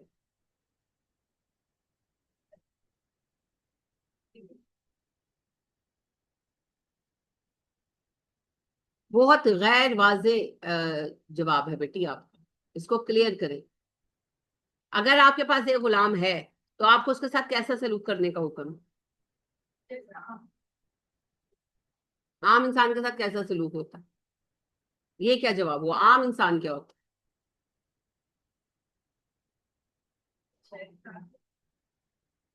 حسن سلوک ایک چھوٹا سا لفظ نہیں بول سکتے، یا اچھا سلوک؟ جواب آپ کے کلیئر ہونے چاہیے. جواب ہمیں کبھی بھی، آپ کا جواب کبھی بھی مشکوک نہیں ہونا چاہیے، غیر واضح. عام انسان کے ساتھ تو کئی طرح کا رویہ ہوتا ہے. جس کے ساتھ میری لڑائی ہے اس کے ساتھ کیا ہوگا، ہے نا؟ تو جس کے ساتھ میرا تعلق ہی نہیں ہے، چلو لڑائی بھی چھوڑ دو، میری جان پہچان ہی نہیں، وہ بھی بیٹھی ہوئی میں بھی بیٹھی ہوئی ہوں، کوئی بات چیت ہی نہیں ہے، تو وہ تو کوئی رویہ ہی نہیں ہے. عام انسان کے ساتھ ہمارا رویہ ہمارے تعلق پر ڈیپینڈ کرتا ہے. تو غلام تو ہمارے ایک تعلق میں آ گیا نا. اگر مجھے ایک غلام ملا تو اب میرا اس کا ایک رشتہ بنا. کیا رشتہ بنا؟ غلام اور آقا کا بن گیا نا. اب یہ رشتہ بن گیا. اس رشتے کی کوئی لائنیں ہیں، اس کی کوئی حدود ہے؟ آپ بتائیے. یہ ماشاء اللہ دماغ سب کے پاس ہے، واپس ضرور لے کر جانے استعمال فرمائیے. ایک انسان کو اگر ایک غلام ملا تو وہ اس کا غلام ہو گیا نا، اور جس کو ملا وہ مالک ہو گیا. تو غلام اور مالک کا ایک رشتہ بن گیا نا. یہ رشتہ ہے اسلام میں. اب یہ جو رشتہ ہے اس کے کوئی حدود ہیں مالک اور غلام کے لیے کہ نہیں ہے؟ اونچی بولے. کیا ہوں گے کا میں نے سوال نہیں کیا، میں نے آپ سے پوچھا ہیں یا نہیں ہے. ہیں یا نہیں ہے میں جواب دے، وڈ بی کا جواب نہ دے مجھے. ہیں. آپ کو کیا لگتا ہے ہمیرا؟ آپ بتائیے. شاباش، لازمی بات ہے. جہاں رشتہ ہے وہاں حقوق اور فرائض بھی تو لازمن ہوں گے. ہر تعلق کے حقوق و فرائض ہیں. اتنی موٹی بات ہے یہ، مگر عقل اس سے زیادہ موٹی کر لی ہوئی آپ نے استعمال نہ کر کے. دیکھو میرے پیارے بچوں، آپ نے پڑھا اللہ سبحانہ و تعالیٰ فرماتے ہیں وَبِالْوَالِدَيْنِ إِحْسَانًا وَذِي الْقُرْبَى وَالْيَتَامَى وَالْمَسَاكِينِ وَالْجَارِ ذِي الْقُرْبَى وَالْجَارِ الْجُنُبِ وَالصَّاحِبِ بِالْجَنبِ. جو تمہارے ساتھ بیٹھے نا بس پر، اس کا بھی تم پر حق ہے. تو جو غلام آپ کی زندگی کا حصہ بن گیا ہے، اب غلام جب کسی کا ہو جاتا ہے نا، وہ اس کو آزاد تو کر سکتا ہے، چھوڑ نہیں سکتا. یعنی کہ مجھے ایک غلام مل گیا، اب میں اسے چھوڑ نہیں سکتی کہ جاؤ تم میری ذمہ داری نہیں، نکال رہی ہوں میں تم. نہیں، آزاد کر سکتی ہوں، چھوڑ نہیں سکتی. تو تو یہ ایسا کنفرم رشتہ ہے کہ آپ کا جب بن گیا تو آپ اس کو اس طرح نہیں توڑ سکتے، آزاد کر سکتے ہیں. اب وہ آپ کا آزاد کردہ غلام ہو جائے. نہیں نہیں، غلام نہیں ہوگا، آزاد ہوگا، مگر رشتہ پھر بھی رہے گا، ولایت کا رشتہ رہے گا. اس کو باقاعدہ رشتہ مانا جاتا ہے اسلام میں. مولائے ابو حذیفہ حضرت سالم رضی اللہ تعالیٰ عنہ، کیا مطلب ہے؟ سالم جو ابو حذیفہ کے غلام تھے انہوں نے آزاد کر دیے. تو یہ باقاعدہ ایک اصول ہے اسلام، اسے ولایت کہتے ہیں. اب وہ غلام جو ہے وہ ایک قسم کا فیملی ممبر ہے، چونکہ وہ سرکش ہے تو اسے اس کا اختیار کسی کے ہاتھ میں دے دیا گیا. اس کا اختیار کسی کے ہاتھ میں دے دیا گیا، وہ اپنی مرضی سے ڈیسیژنز نہیں کرے گا بس. سب باقی اس کے وہی حقوق ہیں جو آپ کے گھر والوں کے ہیں. غلام کو کیا کھلاؤ، یہ حدیث سب کو پتا ہے، مگر وقت پر یاد کچھ نہیں آتا کیونکہ آپ پڑھتے نہیں ہیں. جو خود کھاؤ وہ غلام کو کھلاؤ، جو خود پہنو وہ غلام کو پہناؤ. غلاموں کو اپنے ساتھ دسترخوان پر بٹھاؤ. ملازم کی بات نہیں ہو رہی، غلام کی بات ہو رہی ہے. غلاموں کو اپنے ساتھ دسترخوان پر بٹھاؤ. غلاموں کو تعلیم و تربیت دو اور انہیں اس لائق کرو کہ وہ ارن کر سکیں. جو تمہارے پاس کنیزیں ہوں ان کی تربیت کرو. جس کے پاس ایک کنیز ہے اس نے اس کی تعلیم دلائی اور تربیت کی اور اس کی شادی کر دی، اس کے لیے جنت ہے. کیا یہی سٹیٹس بیٹی کے لیے نہیں ہے؟ سیم ہے نا. تو یہی آپ نے کہا اس بندے کے لیے جنت ہے جس کے پاس ایک کنیز ہے، اس نے اس کی اچھی تربیت کی، اس کو تعلیم دلائی اور پھر اچھی جگہ شادی کر دی. تو فرق کس بات کا ہے؟ بیٹی آپ کی بائی برتھ ہے اور کنیز آپ کے پاس لیگلی آئی. اس کے سارے اختیارات آپ کو اس لیے دیے گئے کیونکہ ایسی قوم سے بلونگ کرتی ہے جو کسی وجہ سے سرکش ہے اور بار بار کی تنبیہ پر بھی وہ لوگ باز نہیں آ رہے. اب ان کو چینج کرنا ہے. تو چینج کرنے کا طریقہ کار یہ ہے کہ ایک مسلمان گھرانے میں رہے گی اور وہ وہاں پر اس کی تربیت بھی ہوگی، وہ سیکھے گی بھی، اور پھر اس کی مسلمان گھرانے میں شادی کر دی جائے گی اگر وہ مسلمان ہوتی ہے. نہیں ہوتی تو پھر ڈیپینڈ کرتا ہے نا اہل کتاب ہے یا کافر ہے، پھر اس کے مطابق ہوگا، وہ پھر اس کے مطابق دیکھا جائے گا. اب اس کے بعد مالک کے پاس دو آپشنز ہیں، ایک آزاد کر دے اور دوسرا نہ بھی کرے آزاد. اب آزاد کر دیا تو اچھی بچت ہو گئی. آزاد کر دیا تو ذمے سے فارغ ہو گئے، آزاد کرنے کا بھی اجر. لیکن جس نے آزاد نہیں کیا اور پاس ہی رکھا تو جب تک وہ پاس ہے اس کی ہر بات کی جواب دہی مالک کی. اگر اسے کھانا صحیح نہیں کھایا تو پکڑا کون جائے گا؟ مالک. اس کے کپڑے اچھے نہیں تو پکڑا کون جائے گا؟ مالک. اس کو بیماری میں پوچھا نہیں گیا تو سزا مالک کے لیے.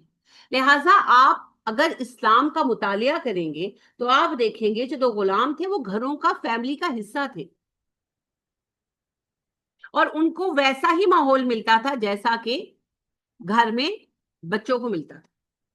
اور زیادہ تر غلام جو تھے وہ بہت نامور ہو. لہٰذا یہ حضرت سالم کو دیکھ رضی اللہ تعالیٰ عنہ، غلام تھے یہ.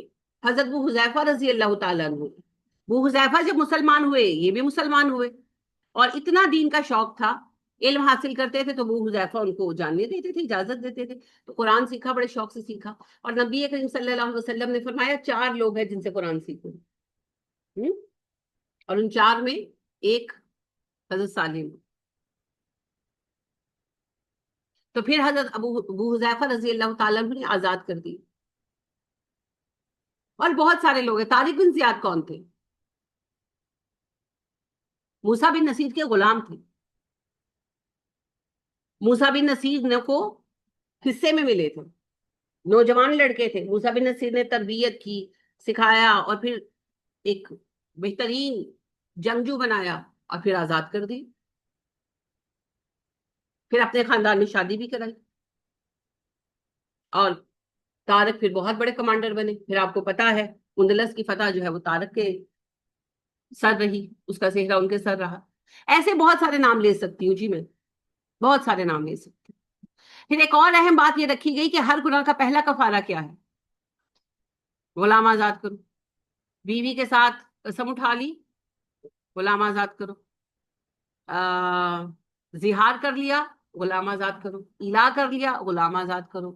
روزہ توڑ دیا، غلام آزاد کرو. کوئی گناہ کبیرہ کر لیا، غلام آزاد کرو. قتل کر دیا ایک مسلمان کو، جاؤ غلام آزاد کرو، ہے نا. دیت دو اور غلام آزاد کرو. ہر ایک گناہ کا پہلا کفارہ غلام آزاد کرو. اسی کا نتیجہ ہے کہ عمر فاروق رضی اللہ تعالیٰ عنہ کے دور خلافت کے آخری 3 سالوں میں آپ دیکھیں گے آپ کو اسلامی ریاستوں میں غلام نہیں ملیں گے. اسلامی ریاست تھی کہ اس وقت تو اس میں غلام نہیں تھے. کیوں؟ کہ ہر جنگی قیدی غلام نہیں بنتا تھا، اور جو چند بنائے گئے وہ فریکوینٹلی آزاد کیے گئے، فریکوینٹلی آزاد کیے. اور یعنی کہ فلاں کے پاس غلام ہے تو وہ خرید کر آزاد کر رہے ہیں دوسرا، کیونکہ اس کو اپنا کوئی کفارہ پے کرنا، تو خرید خرید کر غلام آزاد کیے گا. تو لہذا غلامی نہیں رہی. اور پھر طویل عرصہ کوئی غلام نہیں تھا اسلامی ریاست. جب مسلمان ریاستوں کا ڈاؤن فال ہوا ہے نا تو غلامی کا نیا چلن چلا. وہ اسلامی چلن نہیں تھا، وہ تو قافلوں سے اغوا کیے گئے لوگوں کو ڈاکو بیچتے تھے اور یہ لوگ خریدتے تھے. وہ سب گنہگار ہیں، وہ اپنا جواب دیں گے. وہ جو انہوں نے حرموں میں 400 کنیزیں بھری ہوئی تھی نا، وہ خرید خرید کر بھری ہوئی تھی. وہ کوئی جواز نہیں ہے، وہ حرام کاری، بالکل وہ سب حرام کاری. اور خریدتے بھی کہاں تھے یہ نالائق؟ وہ جو تاجر ہوتے تھے نا وہ ان کو گفٹ کر دیتے تھے. جو بہترین ایک دو آدھ کنیز لڑکی ہوتی تھی نا اس کو گفٹ کر دیتے تھے. تو پھر وہ اپنا چاؤ پورا کرنے کے لیے ظالم یہ کرتے تھے کہ ان کو پرمٹ جاری کرتے تھے غلام بیچنے کی. اسلامی ریاست میں غلام کی اس طرح کی خرید و فروخت بالکل جائز نہیں ہے. کسی کو جنگی قیدی بطور غلام ملا ہے وہ اس کو قیمتاً بیچ سکتا، بس، اور کسی بھی طرح نہیں. اب سب کو پتا تھا کہ یہ جنگی قیدی نہیں ہے، ان کو غلاموں کے تاجروں نے قافلوں سے اغوا کیا، مگر اس گناہ میں جو جو ملوث تھا سب اپنی سزا کاٹیں گے. کیونکہ نبی کریم صلی اللہ علیہ وسلم نے فرمایا اللہ سب سے زیادہ غضبناک اس بندے پر ہوتا ہے جو ایک آزاد بندے کو اٹھائے اور غلام بنا کر بیچ دے. تو اس میں جو جو اس کا سہولت کار ہے سب اپنے حصے کا گناہ پائیں گے بھائی. پھر اس میں امیر المومنین بھی اس ٹائم کے رہے ہوں نام نہاد. حضرت یوسف علیہ السلام کو بھی اسی طرح بیچا گیا تھا، مگر یہ ہے کہ بیچنے والے پتہ نہیں کون لوگ تھے، مسلمان تھے نہیں تھے، ہے نا، اور خریدنے والے تو پکی کافر تھے. تو لہٰذا پھر ان کے اوپر لا وہ علیحدہ، وہ جرم تو ہے ان کا مگر وہ سب کافر تھے.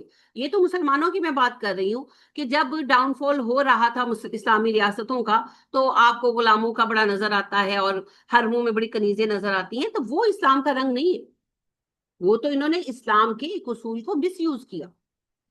ٹھیک ہے. اب یہاں کنیزوں کا اصول یہ ہے کہ جس کے پاس کنیز آ گئی اب اس کا کیا؟ صرف کھانا پینا تو نہیں چاہیے انسان کو نا، سیکشل نیڈز بھی تو ہیں. تو اس کے لیے پہلا حکم تو اللہ نے یہ دیا ہے، سورہ نور میں آپ پڑھیں گے کہ اللہ پاک نے کہا کہ تمہارے جو غلاموں میں اور کنیزوں میں نیک ہیں ان کی شادیاں کرا. صالح ہیں لفظ استعمال. تو صالح سے مراد یہاں نیکی نہیں ہے، فزیکلی فٹ ہونا. تو جو شادیوں کے لائق ہے شادیاں کرا دو.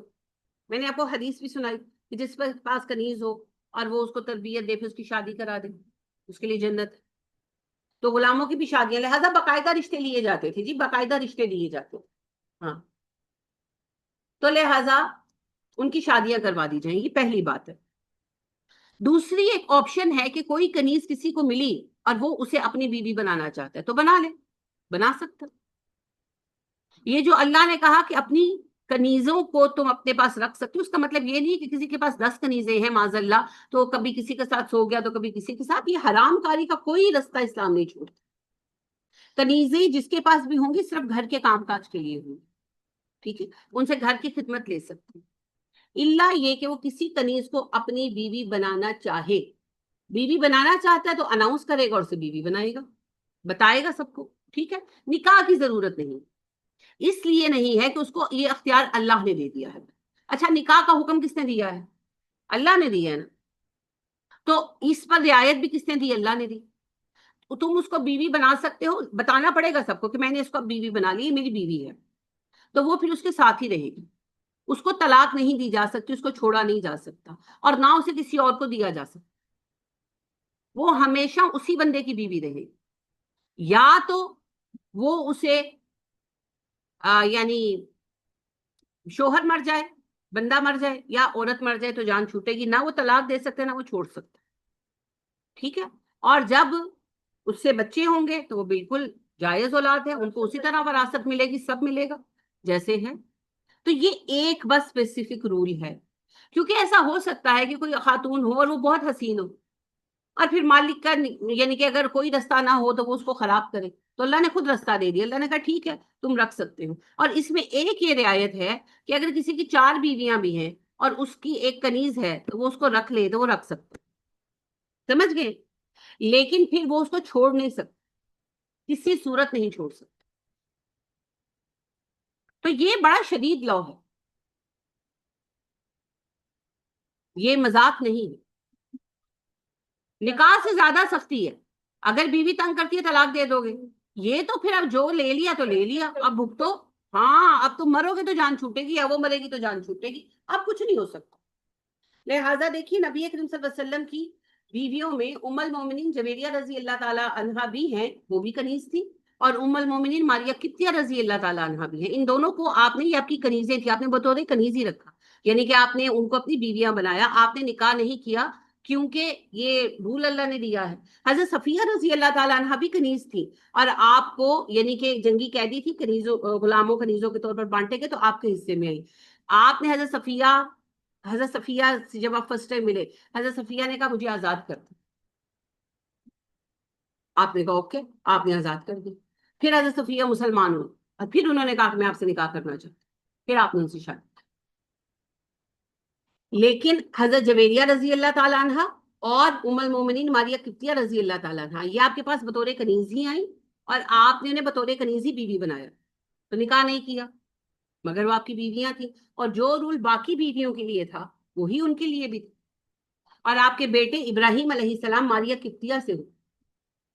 اللہ کی اور بھی مصلحتیں ہوں گی، پر میں یہ سمجھتی ہوں کہ اس کی سب سے بڑی مصلحت یہ اسٹیبلش کرنا تھا کہ جو سگی یعنی کہ بیوی جس سے نکاح ہوا اس سے ہونے والی اولاد کا سٹیٹس ہے، وہی کنیز سے ہونے والی اولاد کا بھی سٹیٹس ہے، کیونکہ وہ بھی بیوی ہے، سمجھ گئے؟ تو یہ ایک بڑا شدید رول ہے ان عورتوں کو آباد کرنے کا جو جنگی قیدی بن کر آ گئی۔ یہ کوئی عیاشی کا رستہ نہیں کھولا اسلام نے، سمجھ گئے؟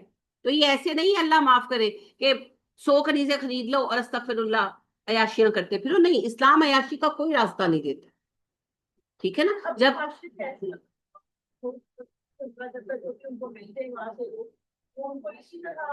وہ تو حرام کاری ہے، وہ تو حرام کاری ہے۔ آپ دیکھیں اللہ نے کہا ولا تقربوا الزنا، یہ نہیں کہا کہ زنا کرو مت، کہا زنا کے قریب بھی نہ جاؤ، وہ ذرائع بھی نہیں چاہیے جو زنا کو عام کرتے ہیں۔ جو آج کل ہو رہا ہے وہ تو حرام کاری ہے، وہ تو حرام کاری۔ آپ دیکھیں بنی اسرائیل نے جب حضرت موسیٰ علیہ السلام کی سرکردگی میں فلسطین کی فتوحات شروع کی، شتیم شہر کے فتح کے بعد ان پر جو عذاب آیا طاعون کا، جس کی وجہ سے ان کو پیچھے ہٹنا پڑا، اور 24,000 لوگ بقول توریت کے ان کے ایک دن میں مرے، وہ ان کا جرم کیا تھا؟ یہی تھا کہ جب انہوں نے شہر فتح کی، جو جنگی قیدی بنے انہوں نے عورتوں کے ساتھ ریپ کیے، اور اجتماعی جیسے یعنی ہوتا ہے کیمپوں کے اندر۔ پھر اللہ اس کیونکہ نبی کی سرکردگی میں تم یہ کر رہے ہو۔ اب ظاہر ہے حضرت موسیٰ ہر جگہ تو نہیں تھے، حضرت موسیٰ کسی ایک ہی شہر میں تھے، باقی جیسے ہوتا ہے کہ گروپس بنتے ہیں، تم ادھر اٹیک کرو تم ادھر، انہوں نے عورتوں کے ساتھ بہت بدسلوکی کی۔ اس بات پر اب ظاہر ہے بدنام کون ہوا؟ موسیٰ علیہ السلام، اسلام بدنام ہوا۔ لوگوں نے کہا اچھا یہ موسیٰ جس دین کا پرچار کرتے ہیں وہ دین پھر یہ ہے، تو لہٰذا پھر اللہ نے ان کو یہ سزا دی کہ طاعون آیا اور ان کو راتوں رات چھوڑنا پڑا علاقہ، اور خود تو ریت کا بیان ہے کہ ایک دن میں 24,000 لوگ مرے گے۔ اس بات پر اللہ غضب نہ، اور نبی صلی اللہ علیہ وسلم کی تعلیم تو آپ کے سامنے ہے۔ جب خیبر میں قیدی آئے بٹھائے گئے تھے، آپ صلی اللہ علیہ وسلم وزٹ کر رہے تھے، تو ایک ینگ بچی تھی، تو اس کے ظاہر پکڑ دھکڑ میں چادر کہیں گر گئی، تو وہ ہاتھوں سے اپنے آپ کو ایسے کیے بیٹھی تھی، تو آپ صلی اللہ علیہ وسلم نے اپنی، آپ چادر لیتے تھے جسے آپ کملی کہتے ہیں، آپ صلی اللہ علیہ وسلم نے اس پر ڈال دی، تو ایک صحابی نے کہا اللہ کے نبی یہ تو یہودی لڑکی ہے، آپ نے کہا بیٹی صرف بیٹی ہوتی ہے، خواہ دشمن کی، تو کسی نے نظر اٹھا کر کبھی نہیں دیکھی۔ آپ کو کہیں یہ نہیں ملے گا کہ قیدی خواتین کو بندوں نے ہاتھ بھی لگایا، ریپ وغیرہ تو بڑی بات کی بات ہے، ان کو تو ڈیل بھی عورتیں کرتی تھی۔ تو یہ والے کرتوت مسلمانوں نے پہلے نہیں کیے۔ اب جو ہو رہے ہیں وہ اسلام کے نام پر ہو رہا ہے، پر وہ اسلام کا نہ طریقہ ہے نہ مسلمانوں کا طریقہ۔ اب دیکھیں عراق میں کیا کیا گیا، ایک تو مسلمانوں کے ہاتھوں مسلمانوں کا قتل عام ہوا، وہ داعش والوں نے جو کیا، اور پھر بچیوں کو باقاعدہ چین پہنا کر ان کی بولیاں لگائیں انہوں نے. اگر وہ کافر ہوں بھی، اول تو وہ کافر نہیں ہے، مسلمان ہیں، تم لوگوں کا ان کے ساتھ فقہی اختلاف ہے، تم کچھ سمجھتے ہو وہ کچھ سمجھتے ہیں، یہ نہیں ہے کہ شیعہ کافر، بالکل نہیں. اور کافر ہوں بھی تو کس نے تمہیں اختیار دیا؟ تم ہو کون؟ پہلے ایک اسلامی ریاست قائم ہوگی، جو اسلامی ریاست قائم ہوگی اس کا ایک پورا سیٹ اپ ہوگا، ایک حاکم ہوگا، اس حاکم کے جو ہیں مجلس شورا ہوگی، ساتھی ہوں گے، جیسے پورا سسٹم ہوگا، اور پھر وہاں بیٹھ کر سب کی رائے سے مشورہ ہوگا اور فیصلہ ہوگا کہ جنگ ہوگی کہ نہیں ہوگی. ایسے نہیں ہوگا کہ رات کو ہم سو کر صبح اٹھتے تو پتہ لگے جنگ ہو گئی، جیسے ہمارے ملک میں ہوتا ہے. باقاعدہ مشورے کے ساتھ فیصلہ کیا جائے گا، اور جنگ ہوگی تو پھر جنگ میں جو قیدی ہاتھ آئیں گے ان کا کیا کیا جائے گا، یہ بھی پوری مجلس شورا بیٹھ کر ڈیسائیڈ کرے گی. کوئی اپنی مرضی سے نہیں کر سکتا، ہاتھ نہیں لگا سکتا کسی. اور پھر اگر وہ جنگی قیدی بنا بھی لیے گئے تو ان کا زندگی کا حق، عزت کا حق، اور ان کے جو انسانی حقوق ہیں ان کا حق، وہ اسٹیبلش ہے. لہٰذا بدر سے شروع ہو جائیں. بدر میں جنگی قیدی آئے تھے، ہاتھ باندھے گئے تھے ان کے، دن بھر لڑتے رہے، تھکے ہوئے تو وہ بھی تھے. تو آپ صلی اللہ علیہ وسلم لیٹ پہنچے تھے مدینہ، تو صحابہ بھی مسجد میں ہی سو گئے، گھر کوئی بھی نہیں گیا. اگلے دن گئے، سب مسجد میں سوئے ہوئے تھے. آپ صلی اللہ علیہ وسلم کو نیند ہی نہ آئی، کیونکہ قیدی بندے پڑے تھے. تو ظاہر ہے کسی کو زخم لگا ہوا ہے، کسی کا ہاتھ دکھ رہا ہے، کسی کا سر دکھ رہا ہے، تو ہائے ہائے ایک طرف سے آواز. مسجد میں قیدی بھی تھے ایک کونے میں، آپ کبھی ادھر کروٹ بدلے کبھی ادھر. صحابہ اٹھ کر بیٹھ گئے. اللہ کے نبی صلی اللہ علیہ وسلم آپ سو کیوں نہیں رہے؟ آپ نے کہا یہ کراہ رہے ہیں نا تو مجھے نیند نہیں آ رہی. تو صحابہ نے کہا، آپ کے قریب عباس بھی تھے، تو کہنے لگے، صحابہ نے کہا کہ عباس کے کراہنے سے ہی بے قرار ہو رہے. تو کہنے لگے اللہ کے نبی صلی اللہ علیہ وسلم ہم عباس کے ہاتھ ڈھیلے کر دیتے. آپ نے کہا نہیں، اللہ کے ہاں سب برابر ہے، خواہ میرے چچا ہوں یا کوئی اور. تو پھر صحابہ نے سب کے ہاتھ ڈھیلے کیے جا کر، اور سب کو ریلیکس کیا، ان کے جس کو بھی سر دکھ رہا ہے تو جو بھی اس وقت ہوگا کہ یہ کھا لو یہ پی لو. ہاں وہ سارے سوئے تو نبی صلی اللہ علیہ وسلم سوئے. اور بدر والوں کو پھر آپ صلی اللہ علیہ وسلم نے، قیدیوں کو کوئی جیل کھانا تو تھا نہیں، تو کیا کیا پھر جنگی قیدی جو سارے آئے تھے آپ صلی اللہ علیہ وسلم نے انہیں ڈسٹریبیوٹ کر دیا صحابہ کے درمیان. ایک ایک فیملی کو ایک ایک قیدی ہینڈ اوور کر دیا کہ وہ رکھیں. سمجھ گئے؟ اب آپ نے ان کو حکم دیا قیدیوں کا خیال رکھنا. تو صحابہ اب بعد میں ہی مسلمان ہوئے نا فتح مکہ کے بعد، تو وہ یہ بیان کرتے تھے. آپ کو یہ بخاری اور مسلم کی حدیث ملیں گی کہ خود وہ لوگ کھجوریں کھا لیتے صحابہ جو ہیں، اور قیدیوں کو روٹی کھلاتے، کیونکہ روٹی جو ہے وہ قیدی تھے، ظاہری بات ہے، تو ذمہ داری تھی ان کی. اور صحابہ کے حالات آپ کو پتہ ہے کیسے تھے، اتنا نہیں تھا کہ ہر کسی کو انٹرٹین کیا جائے، تو روٹی نہیں ہے نا اتنی، تو قیدیوں کو کھانا کھلایا اور اپنے بچوں کو کھجوریں کھلا کر یا ستو کھلا کر سلا دی. وہاں سے یہ دین اسٹیبلش ہوا. آج آپ کہتے ہیں اور یہ کہا جاتا ہے کہ جی میگنا کارٹا جو ہے وہ پہلا غلاموں کے حقوق کا چارٹر بنایا گیا انگلینڈ کے زیر اثر. فضول بات ہے. نبی کریم صلی اللہ علیہ وسلم نے تبھی سب اسٹیبلش کر دیا تھا اور باقاعدہ حکم دیا کہ غلام کے حقوق کیا. تو غلام کا زندگی کا بھی حق ہے، غلام کی عزت بھی اتنی عزت ہے جتنی آزاد کی عزت ہے. غلام کو کھانے پینے رہنے سہنے کا آپ نے اتنا حکم دیا، آپ نے کہ جب اپنے غلام سے کھانا پکواؤ نا تو اس کو اپنے ساتھ دسترخوان پر بٹھا کر کھلاؤ. اور اگر تم اس کی طاقت نہیں رکھتے، یعنی کہ زیادہ غلام ہے، یہ کھانا کم ہے کچھ، تو اسے پھر اس میں سے کچھ حصہ ضرور دو، کیونکہ اس نے پکایا ہے تو ظاہر ہے اس کا دل تو چاہ رہا ہوگا.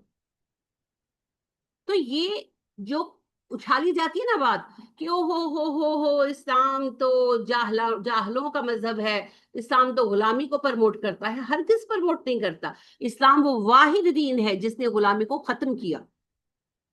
دنیا میں غلامی کے سب سے بڑے بڑے واقعات بیان کریں، آپ کے ذہن میں کیا آتا ہے؟ غلامی کا کہاں تھے غلام سب سے زیادہ؟ کوئی جگہ یاد آتی؟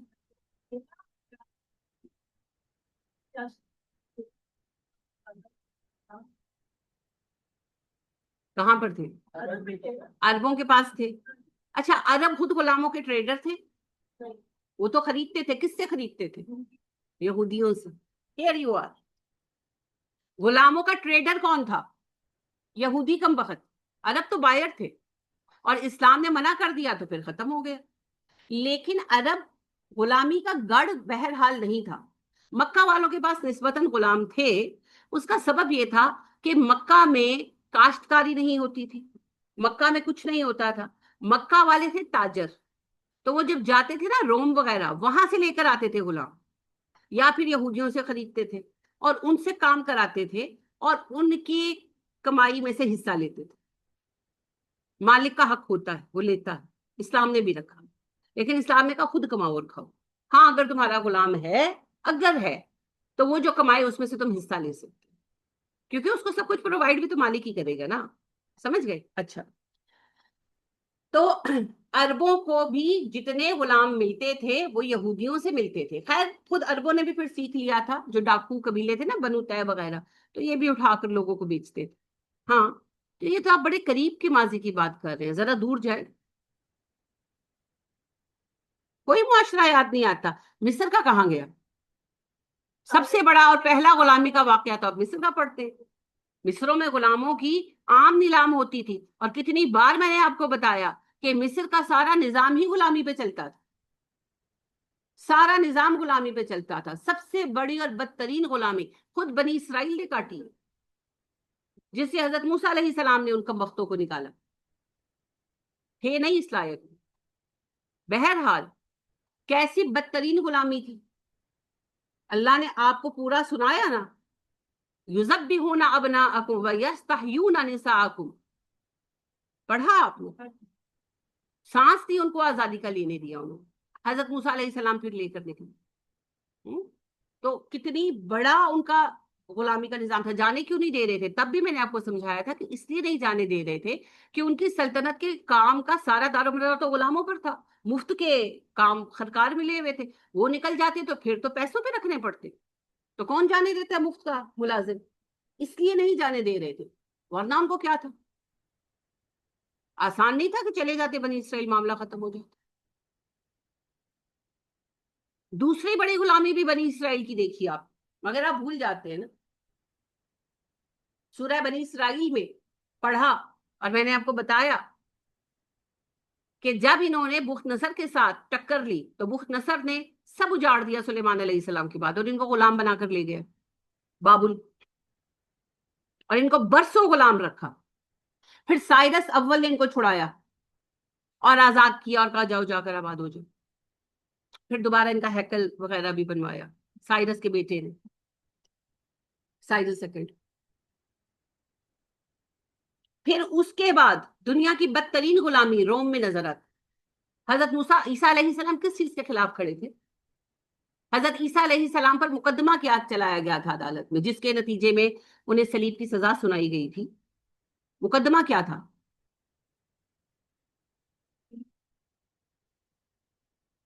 مقدمہ کیا تھا؟ وہ تو حضرت عیسیٰ کہیں گے نا کہ تم یہ کرتے ہو یا وہ کرتے ہو. حاکم خود بنی اسرائیل تھے. بغاوت کا مقدمہ چلایا گیا تھا. اب دیکھ لیں، نہیں یاد کی نا آل عمران؟ تبھی خالی بیٹھے ہیں. آل عمران میں کتنی تفصیل سے پڑھایا میں نے آپ. اسی لیے آپ کو کہتی ہوں کہ ہوم ورک کیا کریں. بغاوت کا مقدمہ چلایا گیا تھا، اور بغاوت کے جرم میں عیسیٰ علیہ السلام کو صلیب کی سزا سنائی گئی. اور اس وقت کا سسٹم بھی میں نے آپ کو بتایا تھا. اس وقت روم کی 10% آبادی حاکم اور 90% آبادی غلام تھی. اور یہ جو غلام تھے ان سے فلیش ٹریڈنگ کرائی جاتی تھی، جسم فروشی. ہر طرف کہبہ خانے تھے جن کو پلیئر ہاؤسز کہا جاتا تھا. یاد آپ کو پھر نہیں رہنا. اور وہاں ہر طرح کا سیکس کروایا جاتا تھا. Natural in natural every thing was available over there. وہ ہر طرف سے غلام اور کنیزیں، خوبصورت بچیاں بچے خریدتے تھے اور ان سے یہ کام کراتے تھے. چونکہ ڈیمانڈ تھی تو سپلائی تھی. ڈاکو اٹھا اٹھا کر لا کر بیچتے تھے بڑی اچھی قیمت. اور سب سے بڑا ریونیو جنریشن یہی تھا، اور اس کی بنیاد غلامی تھی نا. تو حضرت عیسیٰ علیہ السلام غلامی کے خلاف کھڑے تھے. بندہ بندے کا غلام نہیں ہو سکتا. اور تمہاری یہ زنا کی کمائیاں حرام ہیں. تو کن کی کمائیوں پر زد پڑ رہی تھی؟ سارے سرداروں. تو پھر عیسیٰ علیہ السلام کو باغی قرار دے کر صلیب پر چڑھانے کا باقاعدہ ججمنٹ پاس ہوا. پھر جو ہوا وہ آپ کو پتا ہے، وہ ایک علیحدہ مسئلہ ہے. تو دنیا میں آج آپ جا کر سرچ کریں کہ ورسٹ غلامی سلیوری کب تھی؟ رومن ایمپائر میں. رومن ایمپائر کا سارا یہ جو آپ کہانیاں پڑھتی، کہانیاں نہیں، یہ سچ مچ تھا کہ غلاموں کو شیروں سے لڑایا جاتا سب کے مزے کے لیے. وہ ان کا مشہور وہ نام کیا ہے، اس کا بڑا مشہور نام ہے ان کا، وہ بڑا آڈیٹوریم جو نکلا ہے کھدائی میں روم کے آثار میں سے، وہ اس وقت کی دنیا کا سب سے بڑا مانا جاتا ہے اسٹیڈیم. 25,000 کے قریب لوگوں کے بیٹھنے کی اس میں جگہ تھی. اور وہاں پر باقاعدہ یہ ہوتے تھے مقابلے کہ جناب آقاؤں کو خوش کرنے کے لیے جو غلام لوگوں نے لیے ہوتے تھے وہ دے دیتے تھے. ٹھیک ہے، تو غلام جو ہے نا وہ بھوکے شیروں سے لڑائی جاتے تھے. ظاہر ہے شیر ان کو مار دیتے تھے. تو وہ مزہ لیتے تھے کہ او ہو دیکھو کتنی دیر یہ لڑا، یہ کتنی دیر لڑا، اس کو کیسے مارا تو اس کو کیسے مارا. یہ تھا روم کا کلچر جس کو آج اٹھا کر یہ ہمارے سروں پر ڈال رہے ہیں. یہ ہے رومن ایمپائر. آج جیسے ہم یاد کرتے ہیں نا ریاست مدینہ کو، یہ عیسائی یاد کرتے ہیں رومن ایمپائر کو کیونکہ ان کی شوکت تھی نا، لیکن یہ گند تھا رومن ایمپائر.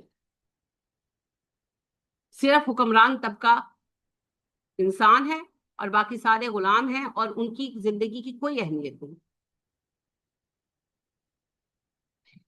اس غلامی کو بہت جھیلا دنیا نے بھائی، بہت جھیلا. یہ تو پھر مسلمانوں نے اس سے نجات دلائی ہے. رومن ایمپائر کے ساتھ جو مسلمانوں نے جنگیں کی، رومن ایمپائر کا ڈاؤن فال ہوا، تب جا کر یہ غلامی ختم ہوئی نا، وہ سسٹم ختم ہوا. ان علاقوں کو، یورپ کے ان علاقوں کو انسانیت اور تہذیب مسلمانوں نے دی جو آج ہمیں سکھاتے ہیں.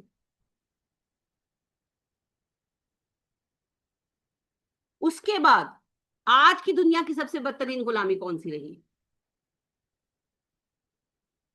امریکہ کی. جب امریکہ کے بر اعظم کو انہوں نے آباد کرنا چاہا، امریکہ بہت بڑا بر اعظم ہے، America is not a country, it's a continent. تو اس علاقے میں بہت معدنیات، بڑا کچھ ہے، ظاہر ہے بہت بڑا ایریا ہے. تو جیسے آج ہم معدنیات ہمارے پاس ہے، اس کی سزا بھگت رہے ہیں، انہوں نے بھی بھگتی. وہاں کی اصل نیشن ریڈ انڈینس تھے. اب یہ لوگ آئے، انہوں نے ان کو تو مارا مورا، ان کے پاس جدید ہتھیار تھے، وہ لوگ دنیا سے کٹے ہوئے تھے، لہٰذا وہ اس وقت بھی نیزوں سے تیروں سے لڑتے تھے. انہوں نے آ کر ظاہر رائفلیں تھیں ان کے پاس، گنز تھیں ان کے پاس، انہوں نے ان کو مار مور دی، ہو گیا، ختم ہو گیا وہ معاملہ. اب اس علاقے کو آباد کرنا، ایک جنگل کو آبادی بنانا تھا. اب کیا کریں؟ اب یہ کام کرنے کے لیے تو لوگ چاہیے.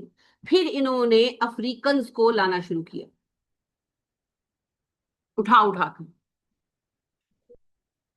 کر لاتے تھے. جی خریدنا کیا مانے ہے، اٹھا کر لاتے تھے. قبیلے پر حملہ کیا، ان لوگوں کے پاس جدید ہتھیار تھے، افریقن آپ کو پتہ جاہل تھے، ان کے پاس بھی تیریں تلواریں تھیں، نیزے تھے. تو ظاہری بات ہے کہ وہ اپنے اس کے استعمال میں ماہر تو تھے، لیکن 1000 نیزے بردار کھڑے ہوں اور ایک بندہ مشین گن لے کر کھڑا ہو، کیا کریں گے وہ 1000؟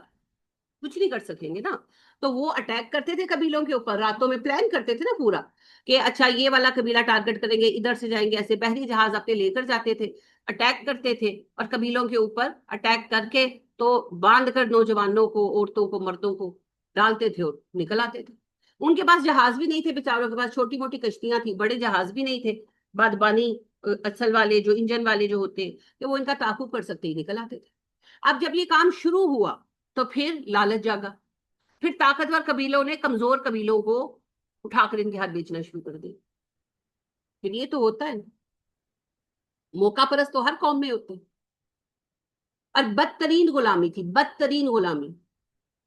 یہ ہمیں بات کرتے ہیں، آپ بات اس لیے سنتے ہیں کہ آپ اسلام کے بارے میں کچھ نہیں جانتے، اس لیے آپ سر نیچے کر کے کہتے ہیں ہاں نہیں وہ پتا نہیں، ہاں ہے تو صحیح. کیونکہ آپ جانتے ہی نہیں ہیں کہ بدترین غلامی تو خود امریکہ میں رہی ہے.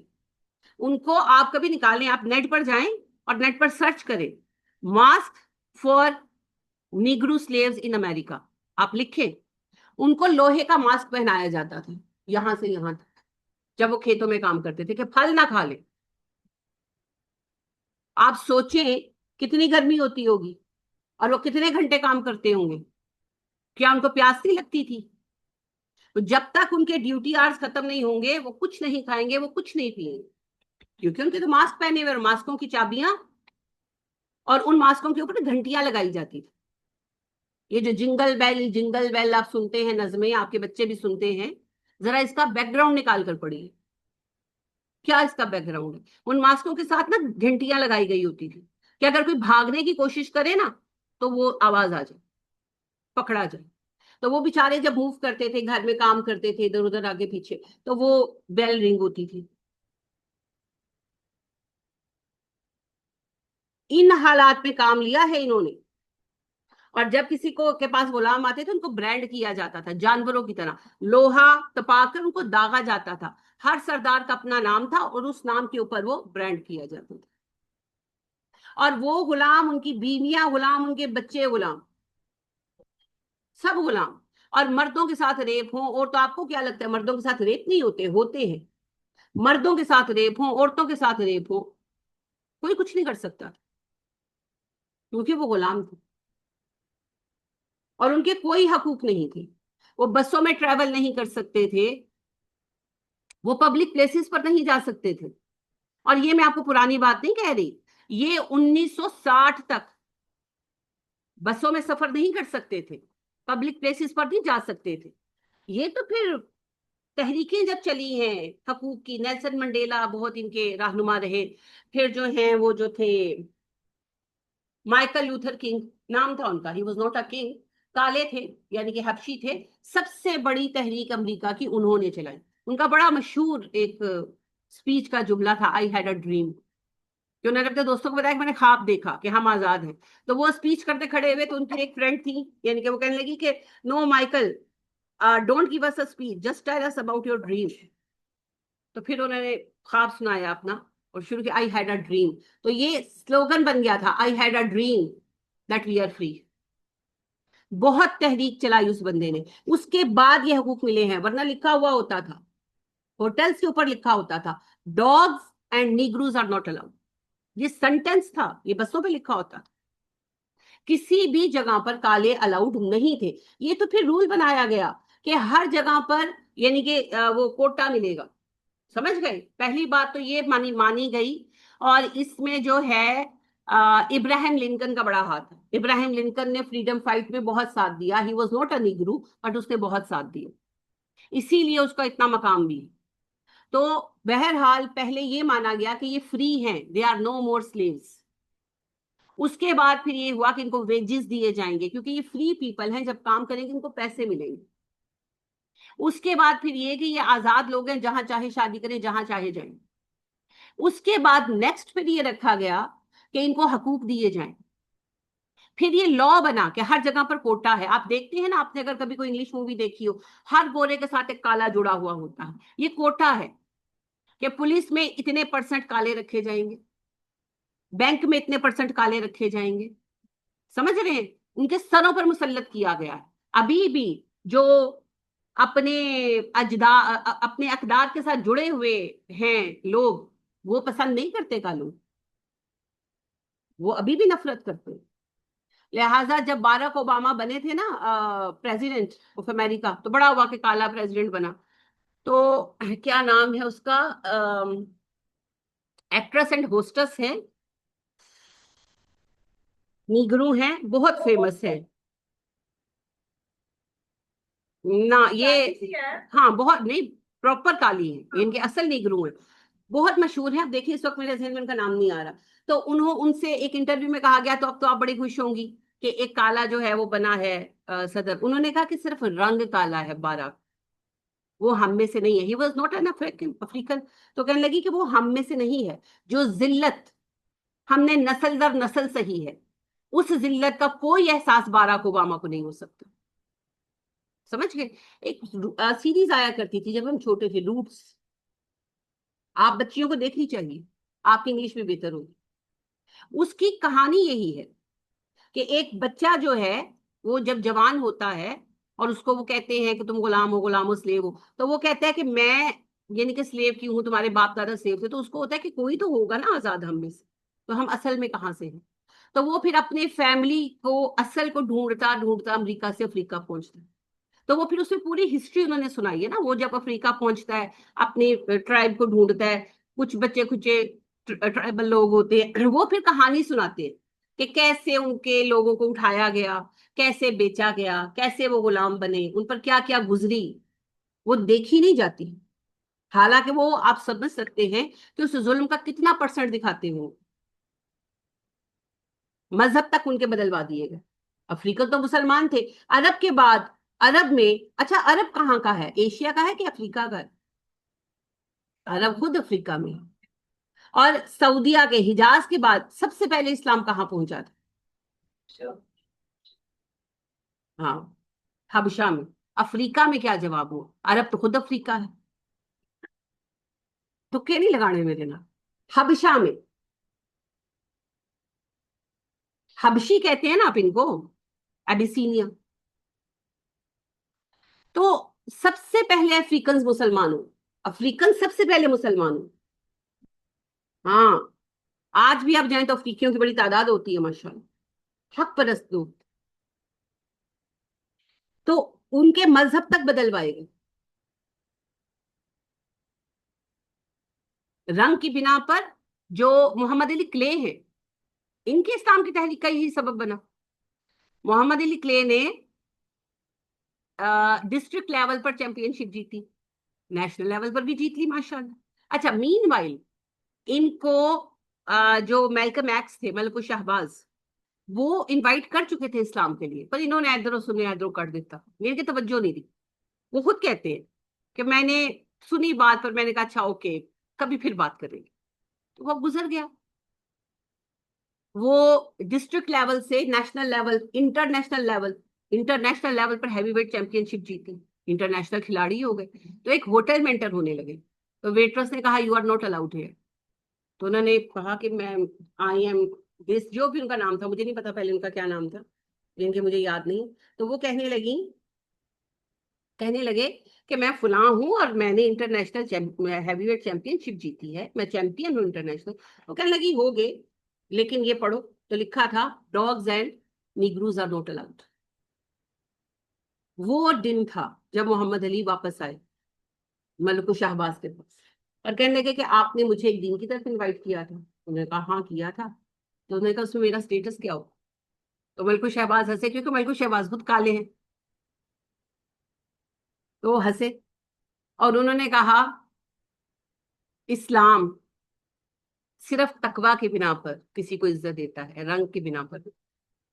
اور پروفٹ آف اسلام نے یہ اناؤنس کیا کہ کسی کو کالا کالا گور، وہ جو ان کا جملہ ہے نبی صلی اللہ علیہ وسلم کا کہ کالے کو گورے پر، گورے کو کالے پر کوئی فوقیت نہیں، فوقیت صرف تقوی کو. تو محمد علی کلے نے اسلام قبول کی. یہ ان کے رویے تھے. اور یہ ہمیں کہتے ہیں ہمارے ہاں غلامی ہے. پہلی بات تو میں نے آپ کو کہا، اور میں اس بات کو چیلنج کرتی ہوں، لائے کوئی ثبوت لا سکتا ہے تو عمر فاروق رضی اللہ تعالیٰ عنہ کے مبارک عہد کے آخری 3 سالوں میں پوری اسلامی ریاست میں کوئی غلام نہیں تھا. جو بعد والی غلامی آپ دیکھتے ہیں وہ تو ویسے ہی حرام ہے. وہ جتنے بادشاہوں نے اس کو رکھا نا، وہ سارے اپنی سزا بھگتیں گے قیامت کے دن. انہوں نے اسلام کو بدنام کیا. وہ اسلامی غلامی بالکل نہیں، حرم بھرنے کے لیے. اور جو اسلام کا قانون ہے وہ تو اتنا روشن ہے، دنیا میں سے اگر کسی نے غلامی کو صحیح معنی میں ختم کیا تو اسلام نے کیا، کسی اور نے نہیں کی. تو آج چونکہ ہم اسلام کو نہیں جانتے، تو ایک امریکن اٹھ کر کہتا ہے کہ او ہو تم لوگوں کے ہاں تو غلامی ہے، ہم اس کو اتنا نہیں کہہ سکتے، تاڑے تو بوتی. سب سے آخر میں غلامی کا جھنڈا اٹھا کے کون کھڑا تھا؟ تم لوگ کھڑے تھے. لڑ جھگڑ کے تم لوگوں سے ان لوگوں نے اتنے حقوق حاصل کیے، اور ابھی تک تم ان سے نفرت کرتے. تو تم ہمیں کس منہ سے کہو گے؟ یہ صرف لا علمی کی وجہ سے ہے جو آپ بات سن کر بیٹھ جاتے. تو اس بات پر بالکل شرمسار ہونے کی ضرورت نہیں ہے. اسلام میں پہلی بات یہ ہے غلامی نہیں ہے. صرف اس کی ایک شکل رکھی گئی ہے کہ اگر حکومت کسی جنگی قیدی کو غلام کے طور پر رکھے تو رکھ سکتی ہے, اور اس کا فیصلہ حکومت کرے گی. اور اس جنگی قیدی کے حقوق وہی ہیں جو گھر کے افراد کے.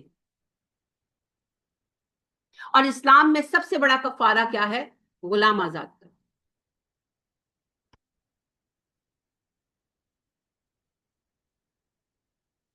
کچھ سمجھ میں آیا؟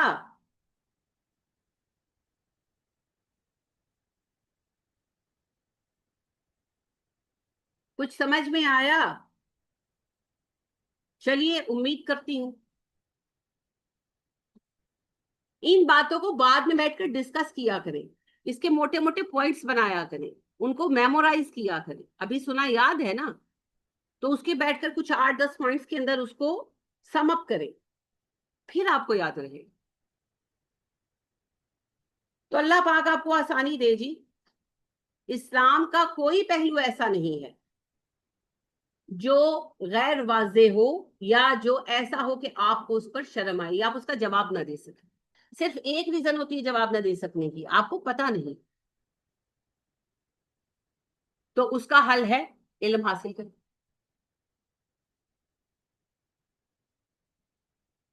اس بارے میں کوئی سوال جناب؟ آپ سب کو ہوم ورک دے دیں. غلامی کیا اسلام کے لیے باعث شرم ہے؟ اس کے اوپر آپ سب نے اپنا اپنا ایک نوٹ لکھنا ہے. چلے 2 لوگوں کا گروپ بنا رہے ہیں, اپنا ساتھی کچھ چوز کر لیں. سینئرز کے لیے نہیں ہے یہ, آپ باقی سب کے لیے. ٹھیک ہے؟ اور آپ نے کہانی یا تقریر نہیں لکھنی, دلیل سے لکھنا. ٹھیک ہے, تھوڑی سی سرچ کیجئے گا, ریسرچ کیجئے گا. منڈے کو مجھے چاہیے آپ سے. ٹھیک ہے, تو ایک چھوٹا سا 2 پیجز 2.5 پیجز کا آپ نے بنانا ہے, سمجھے مضمون لکھنا ہے. ٹھیک ہے, 2 لوگ جو ہیں گروپ بنا لیں اور آپس میں کام کریں. جس نے جس کے ساتھ ہونا ہے ڈیسائیڈ کر. اور یہ گروپس جو ہیں یہ ان کو نوٹ کراتے ہیں, آپ نے نوٹ کرنے ہیں. ٹھیک ہے, اور پھر آپ کے پاس ہی رہیں گے. منڈے کو پھر میں دیکھوں گی کون سے 2 لوگ ہیں اور کیا انہوں نے کام کیا. کچھ اس کے بارے میں آپ پوچھنا چاہیں تو مجھ سے پوچھ سکتے ہیں. مشورہ, ہاں, اے نہ پوچھنا کہ کی لکھی ہے. ٹاپک ایک بار پھر بتا دوں, غلامی کیا اسلام کے لیے باعث شرم ہے؟ بس اتنا ہی ٹاپک. ٹھیک ہے, کوشش کیا کریں. نبی اکرم صلی اللہ علیہ وسلم نے فرمایا آصد القرآن, قرآن کو کھودو کرے دو. آپ دیکھیے حضرت آدم علیہ السلام کے بیٹے حابیل اور قابیل میں جب جھگڑا ہوا تو کیا ہوا؟ حابیل اور قابیل میں جھگڑا ہوا تھا نا, تو کیا نتیجہ آخر میں کیا ہوا؟ کنہوں نے کن کو, انہوں نے ان کو, کنہوں نے کن کو. ابھی میں نے کہا نا انکلیئر آنسرز نہ دیا کریں. قابیل نے حابیل کو قتل کر دیا, بالکل صحیح. پھر کیا ہوا؟ کس نے سوچا؟ قابیل نے قتل کیا تھا, حابیل مر چکا تھا, حابیل نہیں سوچ سکتا. قابیل نے سوچا. کس کو؟ آپ نام نہیں لے سکتی. قابیل نے سوچا حابیل کو میں کیا کروں, دفنانا ہی پتا ہوتا تو یہ کیوں سوچتا کہ اس کو کیسے دفنو. قابیل نے سوچا کہ حابیل مر گیا ہے, اب اس کا کیا کروں. ہاں بولے, پھر کیا ہوا؟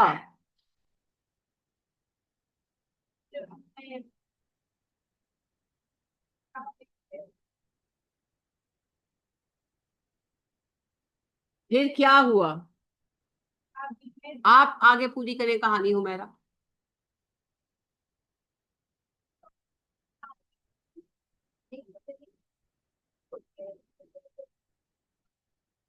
زندہ کوئی دفنا دیا تھا؟ پہلے ہی مرا ہوا تھا. آپ ایک اتنی سی بات بیٹا کنوے نہیں کر سکتے, کل کو آپ قرآن ٹیچرز کیسے بنیں گے؟ لہٰذا بولنا بھی سیکھیں. 2 کوے تھے, ایک نے دوسرے کو دفنا دیا, زندہ نہیں مرا ہوا تھا, تو پھر دونوں کہاں سے آئے تھے؟ صحیح طرح بات بیان کیجیے. وہ کوا کیسے مرا تھا؟ تو وہ پورشن کون بتائے گا؟ کہانی شروع ہوگی، دو کوے وہاں آئے، ہے نا. کابیل بیٹھا تھا، پریشان تھا کہ اب بھائی کی لاش کا کیا کرے، تو وہاں دو کوے آئے. اب کیا ہوا؟ دونوں کوے لڑے، پھر ایک کوے نے دوسرے کو مار دیا. اتنا غصہ اس کو بھی آیا ہوگا آگے سے غلط جواب سن کر، اسی غصے میں مار دیا ہوگا. اچھا پھر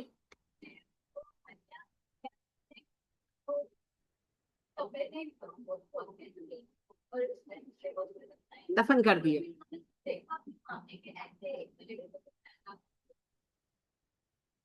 جی ہاں، جب ایک کوا مر گیا دوسرے کوے نے زمین کھودی اور اس کو دفن کر دیا، اور اس سے قابل کو عقل آئی کہ مجھے ایسا کرنا چاہیے. یہ جو کھودنا کریدنا ہے اس کے لیے لفظ کیا استعمال ہوا تھا، بتا سکتے ہیں؟ الغرابو یبحث فی الارض، یبحث فی الارض، زمین کو اس نے کھودا کریدا. یبحث، یبحث سے کون سا لفظ یاد آتا ہے اردو کا؟ بحث، جو آپ بہت فرماتے ہیں، کرتے ہیں نا بحثیں. یبحث، بحثا یبحث کا اصل مطلب ہوتا ہے کھودنا کریدنا، اسی سے مباحثہ اور بحث کا لفظ ہے. بحث لفظ ہے جسے آپ اردو میں بحث کہتے ہیں. تو یبحث فی الارض، اس نے زمین کو کھودا کریدا. تو یہی نبی صلی اللہ علیہ وسلم نے فرمایا عاصر القرآن بحث القرآن، قرآن کو کھودو کریدو، ڈیپتھ میں جاؤ، سطحی باتوں پر مت رہو. تو یہ کھودنا کریدنا محنت سے ہوگا، ہے نا. تو کھودے کریدے چھوٹا سا کام دیا ہے، اب کر کر آئیے گا. بلقیس آپا، مسز ایوب کو رخصت ہے، نصرت آپا کی مرضی ہے، باقی کسی کو رخصت نہیں ہے جی. ہاں جو بزرگ خواتین ہیں وہ اپنے ساتھ ایک جوان کو منسلک کر سکتی ہیں، وہ آپ کی مرضی، لیکن کام کر کے لائیے گا.